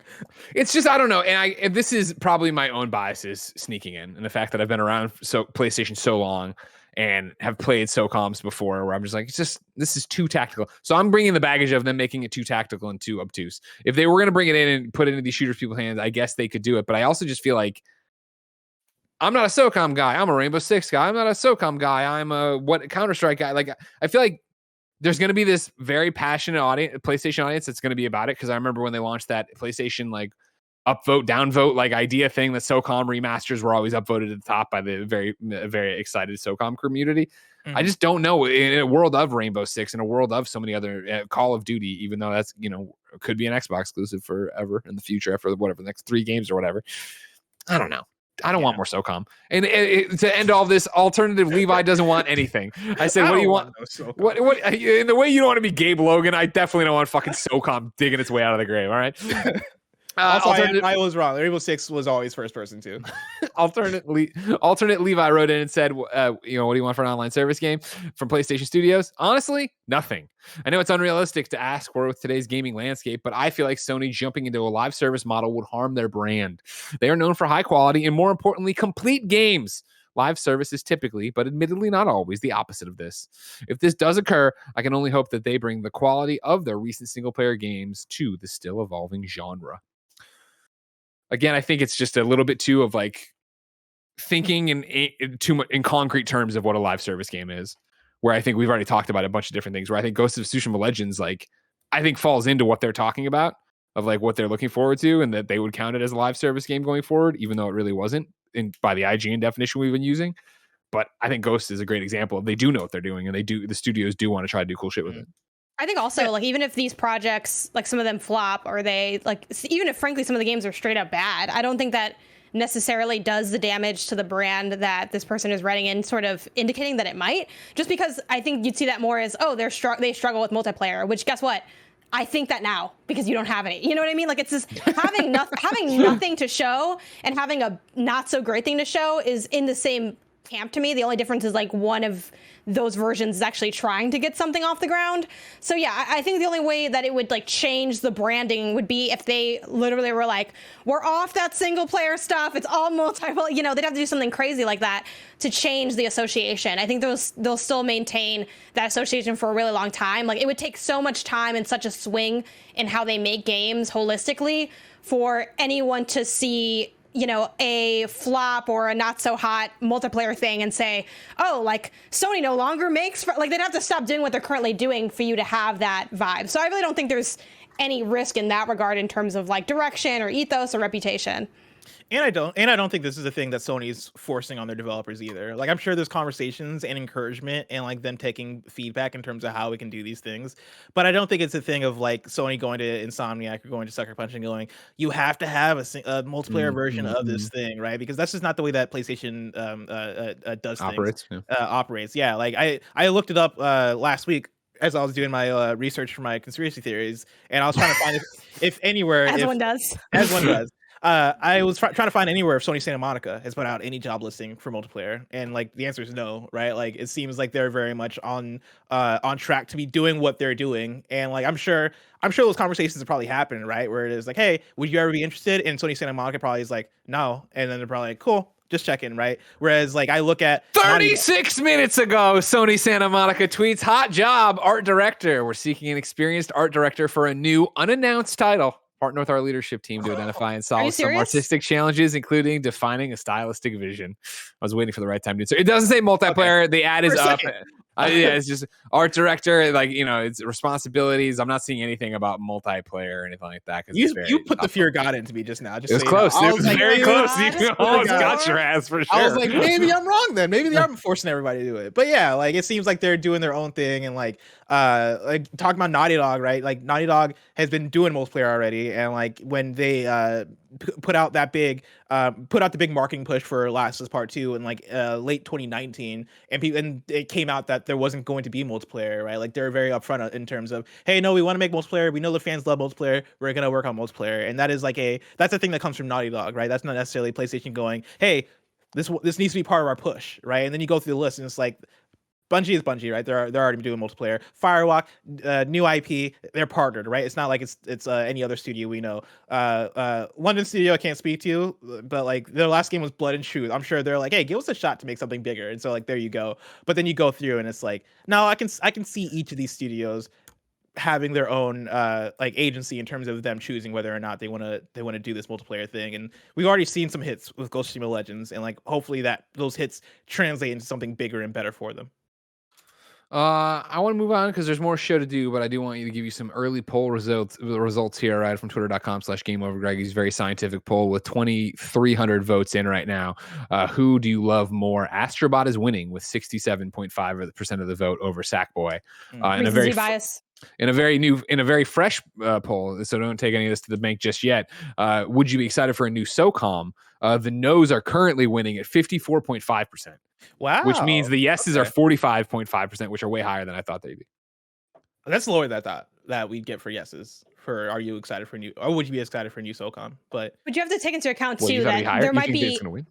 There might be some people who just aren't interested in that kind of game, period. Like, if I were answering that poll, I would say no. But that's not because I have any beef with SOCOM specifically. It's just that this is one of those things, too, where, again, as the words came out of my mouth, like, oh, that could bite me in the ass. But I'm like, I'll be all right. But as I look through the replies to this and how happy people would be with the new SOCOM, I'm going to get it tomorrow, ladies and gentlemen. Ooh. So I'll just craft a tweet for you. Just plug this into Twitter, @GameOverGreggy. Greg, you're wrong about SOCOM. Okay, there you go. I understand that you like SOCOM. You don't need to be mean about it. That'll show me that you care about SOCOM, that you really want to get back to that tactical squad-based hoorah gameplay. All right, I'm glad. I'm sorry nobody's giving you the military shooter y'all want. You know what I mean? Like, thank God we're gonna get another one of those, wasting goddamn PlayStation Studios making that instead of something fun, something colorful, you apologize something that you exciting. Down? You're goddamn right I am. If I'm going to take it on the chin all day, I'll say it again from the top of the mountain. SOCOM sucks, all right? We don't need it. We don't want it. We're a different PlayStation. We don't need this anymore. Are they different PlayStation? Because they're doing multiplayer. No, a lot of people are still the same people on the PlayStation. But I'm just saying, we don't need it. Cameron Kennedy, SOCOM just looks generic to me. Yes, maybe I'll be wrong. Don't get me wrong, everybody. Greg Miller, a huge Division fan, right? Because the Division, a really great game, and all the other SOCOMs that came before it, dog shit. If they can make a SOCOM as good as Division, I'll play it and be excited about it. But just right now, no. If you like SOCOM, I don't know if it's that kind of game. I don't know. I don't think SOCOM is a Division. Blessing, it doesn't matter. We've gone. It's that thing. We got to bury the needle now with the hate. All right. We just got. If they want to hate me for a reason, I got to give it to them. I got to. I can be their Dark Knight. You understand? Can I ask guys for a bet though? Sure. Before we go, I know we have a lot of show left, and we'll probably speed run through it at this point. But out of the 10 that I listed, right, my 10 conspiracy theory / non-conspiracy theories bets and confirms for what this 10 game strategy is going to be. Out of 10, how many do you think I get right? Are we counting the confirmed in there? Because that's like pretty. Yeah, I mean confirmed Bungie new IP. I don't know if I can really. I mean, yes, that is correct. I guess they could not end up doing it. It's always like you can always cancel things. I don't feel like those should count as predictions though. Okay, so then only the remaining 6 down to the bottom 5 or the 6, right? If you're including the Twisted Metal. How many will exist? Yes. How many of these, as I've predicted them, right? So we're talking about bottom 6. We're talking about Fire Sprite, Twisted Metal, Deviation Games, new multiplayer FPS IP, Sucker. Well, that I'm now gonna call. I'm just gonna call SOCOM. I'm just gonna call it. Deviation is making SOCOM. Oh my god! See, now it gets spicy. SOCOM. Now I don't think it's. I was gonna say before when you're like these are all. I'm like these are all pretty much what you'd expect. It's hard to do.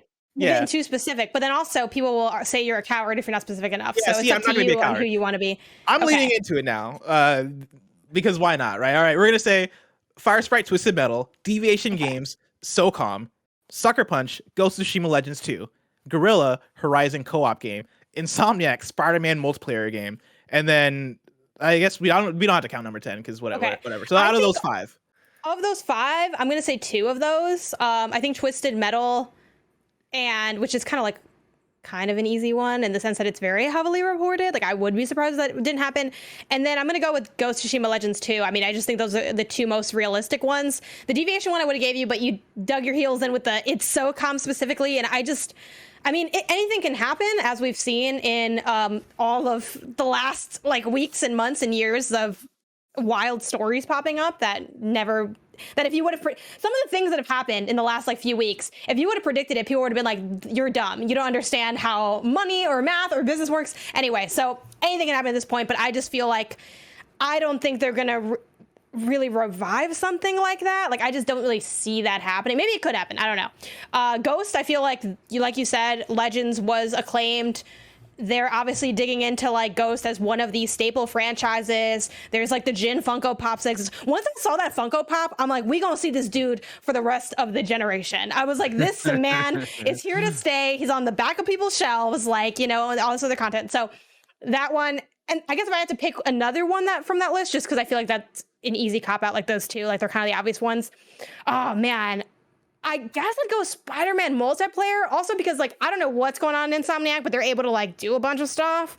Like I don't know, they like are announcing projects constantly, so I'm gonna go with that multiplayer game. The Horizon co-op, I would wish that would happen, but I feel like with them already doing the VR thing, unless that's gonna have a multiplayer angle, which is possible, I feel like that's a lot going on with that IP. If they were to do, oh, we have the new Horizon game coming out, and then we have a VR, and then we also have a multiplayer, like that just seems like a lot happening all of a sudden. Baby.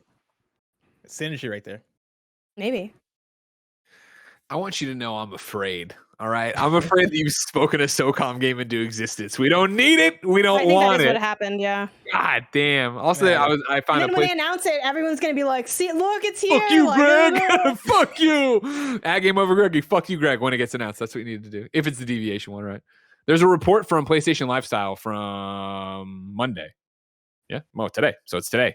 Report: Deviation Games PS5 shooter will have story-driven single-player mode. Not that like surprising or whatever. Oops Leaks, yeah. Deviation the Oops Leaks on Twitter is the source. Deviation Games, and I don't know who Oops Leaks is, by the way. Deviation Games are working on a world-class FPS that is planned to be supported for years, if not. Let me try again, everybody. I'm sorry. I'm scared of SOCOM. I can feel it breathing. I can feel the tactical military vest that you all fucking couldn't. You couldn't just go play goddamn Ghost Recon. Now I got to get a fucking SOCOM coming out of the grave again. Oops Leaks tweets, Deviation Games are working on a world-class FPS that is planned to be supported for years, if not generations. The project will receive many game modes, including heavily story-driven single-player campaigns and multiplayer aimed for both for arcade modes and competitive ones. The project is ambitious, but in the early stages of production, so things could change a few more times. The first official information should be expected within a year, and the release of the game is currently scheduled for 2024. I do not think Deviation Games is SOCOM. I refuse to believe that. I don't believe it. All right. Ghost of Tsushima Legends 2, bet 100%. Guerrilla Horizon co-op. Yeah, I think there was where there's smoke, there's fire, and we heard about that a while back, and like rumors of it and like the hiring for it. Like I think that makes a lot of sense, and I think it'll be something similar to a Ghost of Tsushima.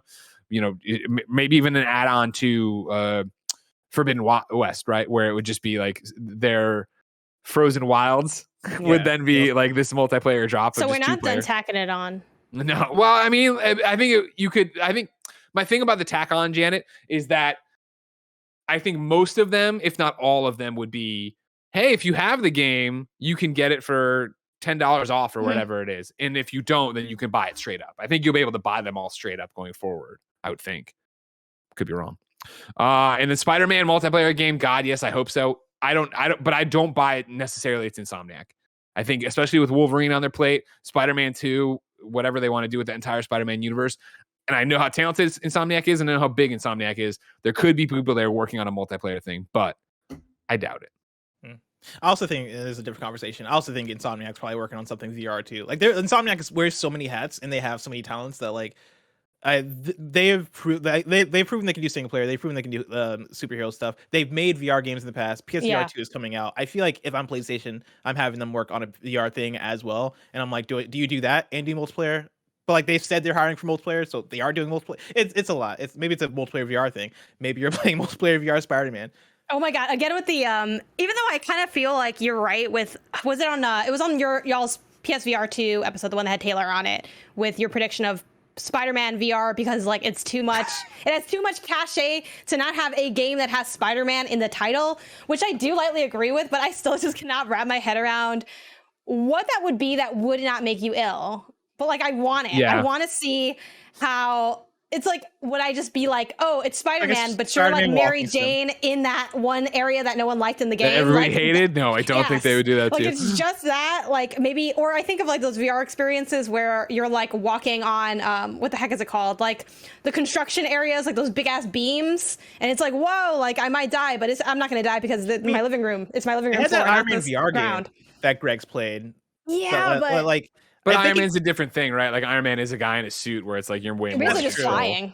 Yeah. And even that, honestly, like I like demoed that like while I was at IGN, and I was, and the person was there, like the person like from the team or like representing the team, like helping set up and talk us through the stuff. I was twisting around in that cable, man. I was causing all sorts of trouble. So yeah, I don't know. Blessing. This is Correct. where I usually want some PlayStation updates from you. Mm-hmm. However, the roller skating, game playing, marathon training, Janet Garcia needs to run on time for a change rather than how we usually go like 30 minutes over the show. So I want you guys to talk about Sifu. So I would like to jump all the way down, if we can, to Whatcha Playin, so you can get in and talk about Sifu. Because Blessing, what I think has been interesting, of course, youtube.com/KindaFunnyGames. You can go over there. You can get our review of Sifu. It's you. You can go over to youtube.com/KindaFunnyGames. Get Kinda Funny Games Daily, where we're talking about, is it too difficult? I just wanted to give it a chance to this. Blessing, I know your game of the year. Janet, you're a little bit less than that, right? Yeah, I acknowledge this is a good game, probably even a great game. However, I don't think it's a game that I'll see all the way through. It is my Returnal in that sense, which is hilarious because I know Barrett, like I tweet out, like, this is my Returnal in that, like, I can do it. I'm like, this is my Returnal in that I'm giving up, and I'm kind of okay with that, you know? Like, I would love to be the person that wanted to do it, because like I probably could, and like people, you know, online are like, can be very encouraging at times, like, I'm sure you can just, you know, pick up the sticks and I'm like, no, I probably could do it. I don't want to get, sometimes you don't want to get good, and I think this is a game where I don't want to get better at it, because I think it's just the hill is so steep, and it's just, I don't see the light at the end of that tunnel for me. And one of the things when we were, planning the show and talk about it ahead of time, and I know Blessing, you touched some of this games daily, right? We were very much trying to talk in this one about your guys' individual interpretations of it, and kind of really what falls down into approachability, not accessibility. Obviously, there's a bigger conversation happening with Sifu right now about accessibility, and of course, the blind gamer Steve Saylor, he was talking about the Kinda Funny review where Tamora was talking, I didn't like this, and I didn't like that there weren't indicators and yada yada, and he's like, I was screaming at my house, like, accessibility would help with that. I think a lot of the conversation about accessibility in Sifu is akin to Returnal in accessibility. And if you remember on PS I Love You, XOXO, episode 68, Steve Saylor came on the show to talk about Returnal from a difficulty accessibility standpoint, where he was saying he wasn't calling for an easy, medium, hard mode. He wanted adaptive or dynamic difficulty or some kind of assist mode like Celeste. So I wanted to make sure we touch on accessibility could fix a lot of these different things. But for this conversation, what's going on and why Janet's turned off by it? Because I saw Sifu, obviously, like everybody else in the run up to it, thought it looked really cool. And then when the reports started coming back of like Tim and Blessing being like, oh yeah, the game hurts your hands.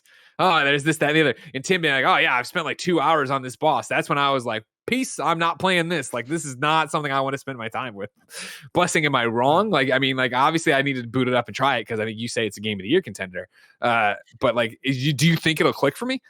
I don't think it'll click for you, if I'm being completely honest. And that's mainly for the thing of like, not only is it difficult, it's not really a story focused game. There's not really much there outside of what it presents as the beat 'em up gameplay and you being in there, engaging in the combat, and like it's gorgeous scenery, right, and visuals and music and all the stuff that is enhancing the experience from an aesthetic standpoint. Like that is part of why I love the game so much, is like it is such a pretty looking game and the visuals are so gorgeous, but then also the combat feels so deep and it is punishing. Like it is like, I don't know how much you know about or you've heard or looked into the exact premise of the game and how it works on a systems level, but it is you going through, and every single time you die, you age up a bit. And so like you die once, or you start off 20 years old, and the first time you die, you then turn 21, and then you die again, and then that goes up to 23 because more numbers get added the more you die. And you can get those numbers down, but that's like a whole other thing. But basically every time you die, you age up, and if you get into age 70 and die again, it is game over. And you basically have to complete the game without getting a game over, which means that it's kind of like a old arcade game or an old Mario game or something, where it is you have a certain number of lives to get to the end, but you don't have extra lives, right? It isn't like, there is no like, oh, I'm gonna hop on a shell and then hack my way to 100 lives. There's not even like an astronaut, like, right, in Returnal. No, there's not an astronaut. It is. I think the closest thing is you getting your death counter, which is the thing that ups the amount of age you go up, which you do just by going lengths without dying and beating stronger enemies. I guess like to that extent, there is a totem thing you can get that'll you can reset your death purchase counter. for 1,000 XP at the shrines. I think is what they're called. You can get that down, but then you can't get anything else then. So it's like, well, do I want to spend? Yeah. Anyway, but yeah, that is a layer to it. But like it's one that I definitely.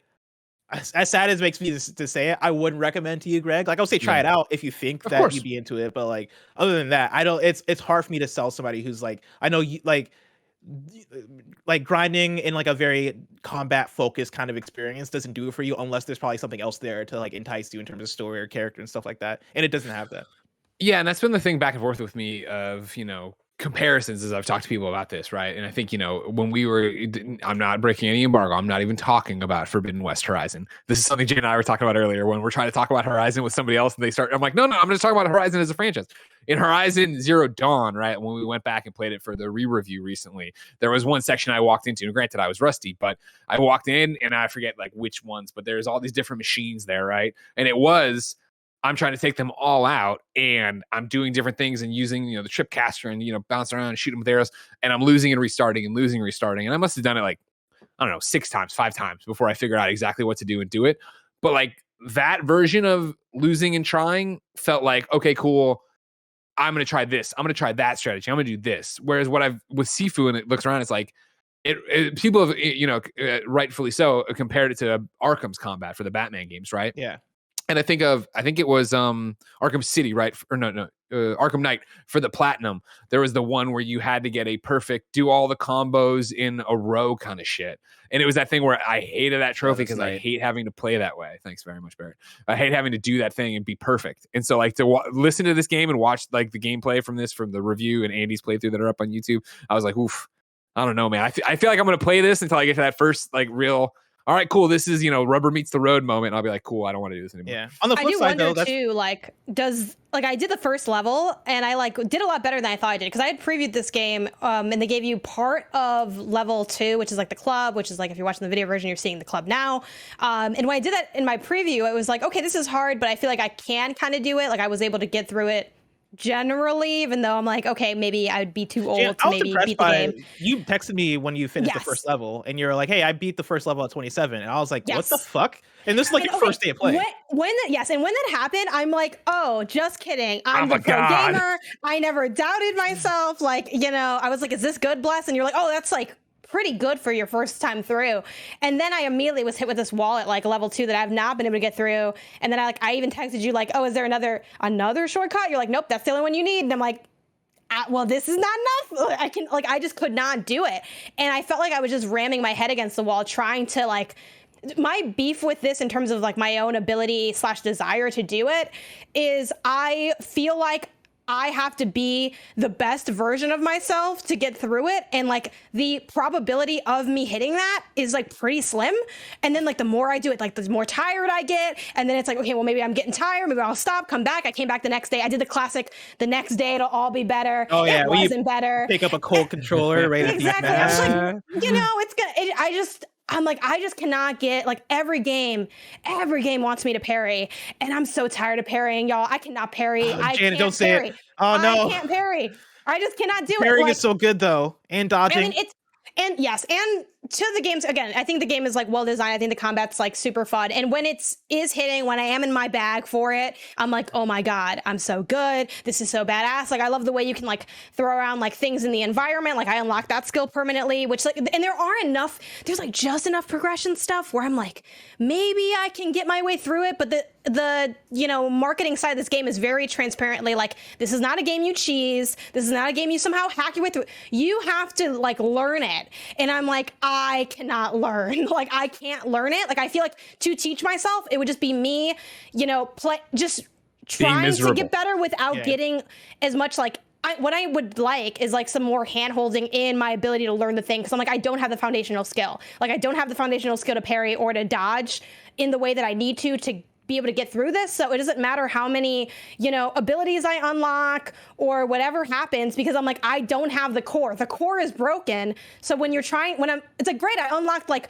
oh, triangle, triangle, whole triangle. I'm like, you think I can do that? I can't. I try to execute it. I get it like 3 out of 6 times. And then when I'm in the heat of the moment, like I just can't do it. And then, my hands hurt. So I'm like, I'm done. I'm not playing. Like, I've gamed so much this month and my hands have not hurt the whole month until I played this game. And I'm like, I'm done. Yes. Oh yeah. Sifu hurt my hands as well. But also Yes. what I will say. Oh yeah, no big deal. It's torture. Okay, Yeah. but I'm just saying it doesn't hurt everybody's hands. I will say, because I don't think Andy or I had that problem.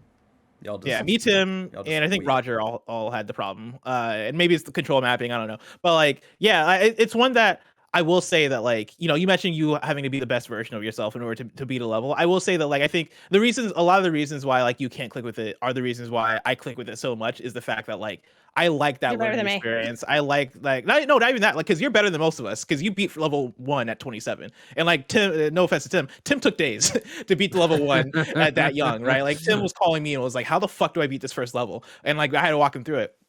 Well, like I think it's more so the thing of what you look out of video games, and everybody's wired differently. Where I need to like look up this video and rewatch it so I can like communicate it. But I remember watching a video. I believe it was from a YouTube channel called Extra Credits that does like a lot of game design, like type talks and type breakdowns.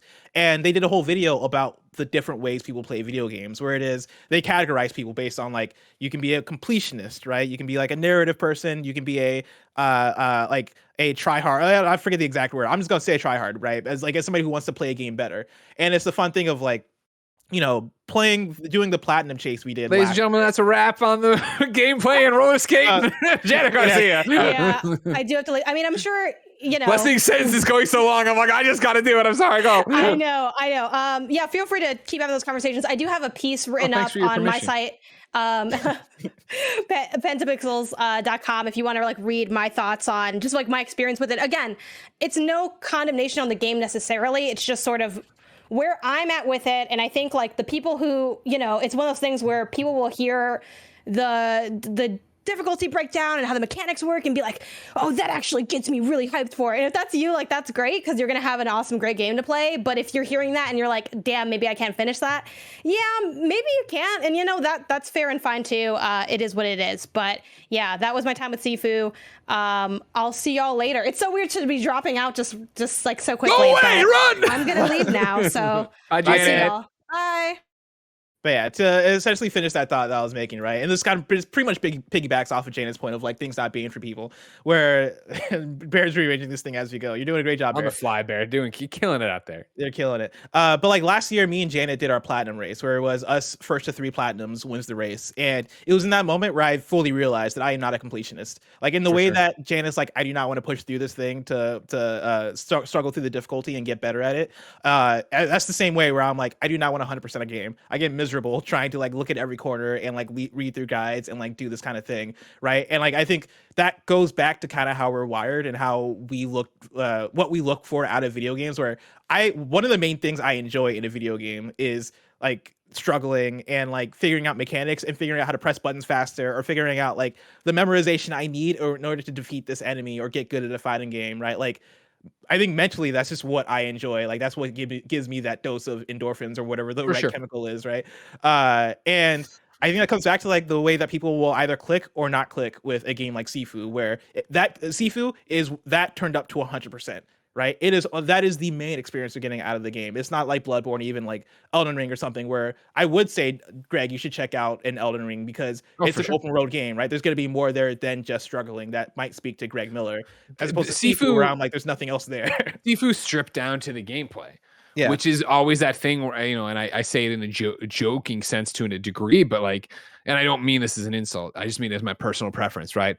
If games had never evolved past what they were on NES of just, this is just pure gameplay, I wouldn't be into games the way I'm into games, right? It's the reason when I tell my stories of like, me and Poe finding Metal Gear Solid when I was thinking of like, starting to get a little wishy-washy on what I was doing with games and stuff like that. Like it is those major steps forward in a storytelling mash up with the gameplay fashion that made me stick around and made me love the art form the way it is. And so I'm personally thrilled that games like this exist. But it's back to what we're talking about the other day with Shovel Knight, or even something like a Mega Man, where it's like, that's awesome, and I'm glad those games connect with people. But there's like games I wouldn't want to play. Like I don't want to just run in the instance of Sifu. I don't want to just run my head into the wall forever and like die to a boss because I hit one button wrong there at the end, right? Like I'd rather it be that I'm playing Horizon, the old one, not the new one, and like I screwed up and the Thunderjaw kills me, and it's like, all right, cool, well, maybe I should have dropped a trap here. I should have this. You know what? I'm gonna bail on this mission, come back with a leveled up bow, fight him that way. You know what I mean? Like I like that kind of gameplay rather than, nope, this just came down to me fucking it up. And this goes back to me not having the platinum in Aerial Knights Never Yield, right? I'm like, I go through all that work to get to that bonus level and I fuck it up. I'm like, all right, fuck this. This isn't fun. I hate this. Especially with my limited time. Do I want to do this now? I mean, I think that's part of why too. Like, I look at something like latest Far Cry game or like the Assassin's Creed games, and I see a big open world with a bunch of icons, and I look at that and I'm like, no, that's not fun to me. Even though I'm like, that's not bad, right? I know that is for some people, right? I know a lot of people vibe with that, but I look at that, I'm immediately like, no. And like, and I think that's gonna apply differently for a lot of different people for what they look at, out of in games.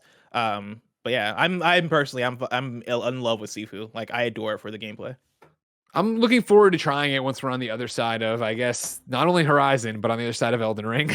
Like then I feel like I'll have the time, because this is definitely like I don't want it to be a Returnal where I loved Returnal, right? But I played Returnal and then had to go do something else, and then I came back to it, and then I got sidelined for 2 months with a review, and then it's like you pick it up, I'm like, where the fuck was I? And I'm not nearly as good as I was when I was playing it before, so it's even more frustrating now to be like, all right, that's what the fucking enemy does. God damn it, yada yada. Blessing. Greg. That's another episode of PS I Love You XOXO. It is. We had a bunch of other segments like we do, but the conversation was so good. Why would we do it? You already talked about the Naughty Dog working on 3 games because Neil Druckmann put up 3 emojis. I don't buy it. It's just Druckmann being funny. Are there really 3 games? Who knows? Yeah, you can name the games. Factions, Last of Us 3. I wasn't gonna say Last of Us 3. I'll say Factions, Last of Us remake, and then a new IP. Okay. The question I was gonna bring out of that was like, what do you think the new IP is? But maybe we'll save that for space. I was gonna say sci-fi, actually. Yeah.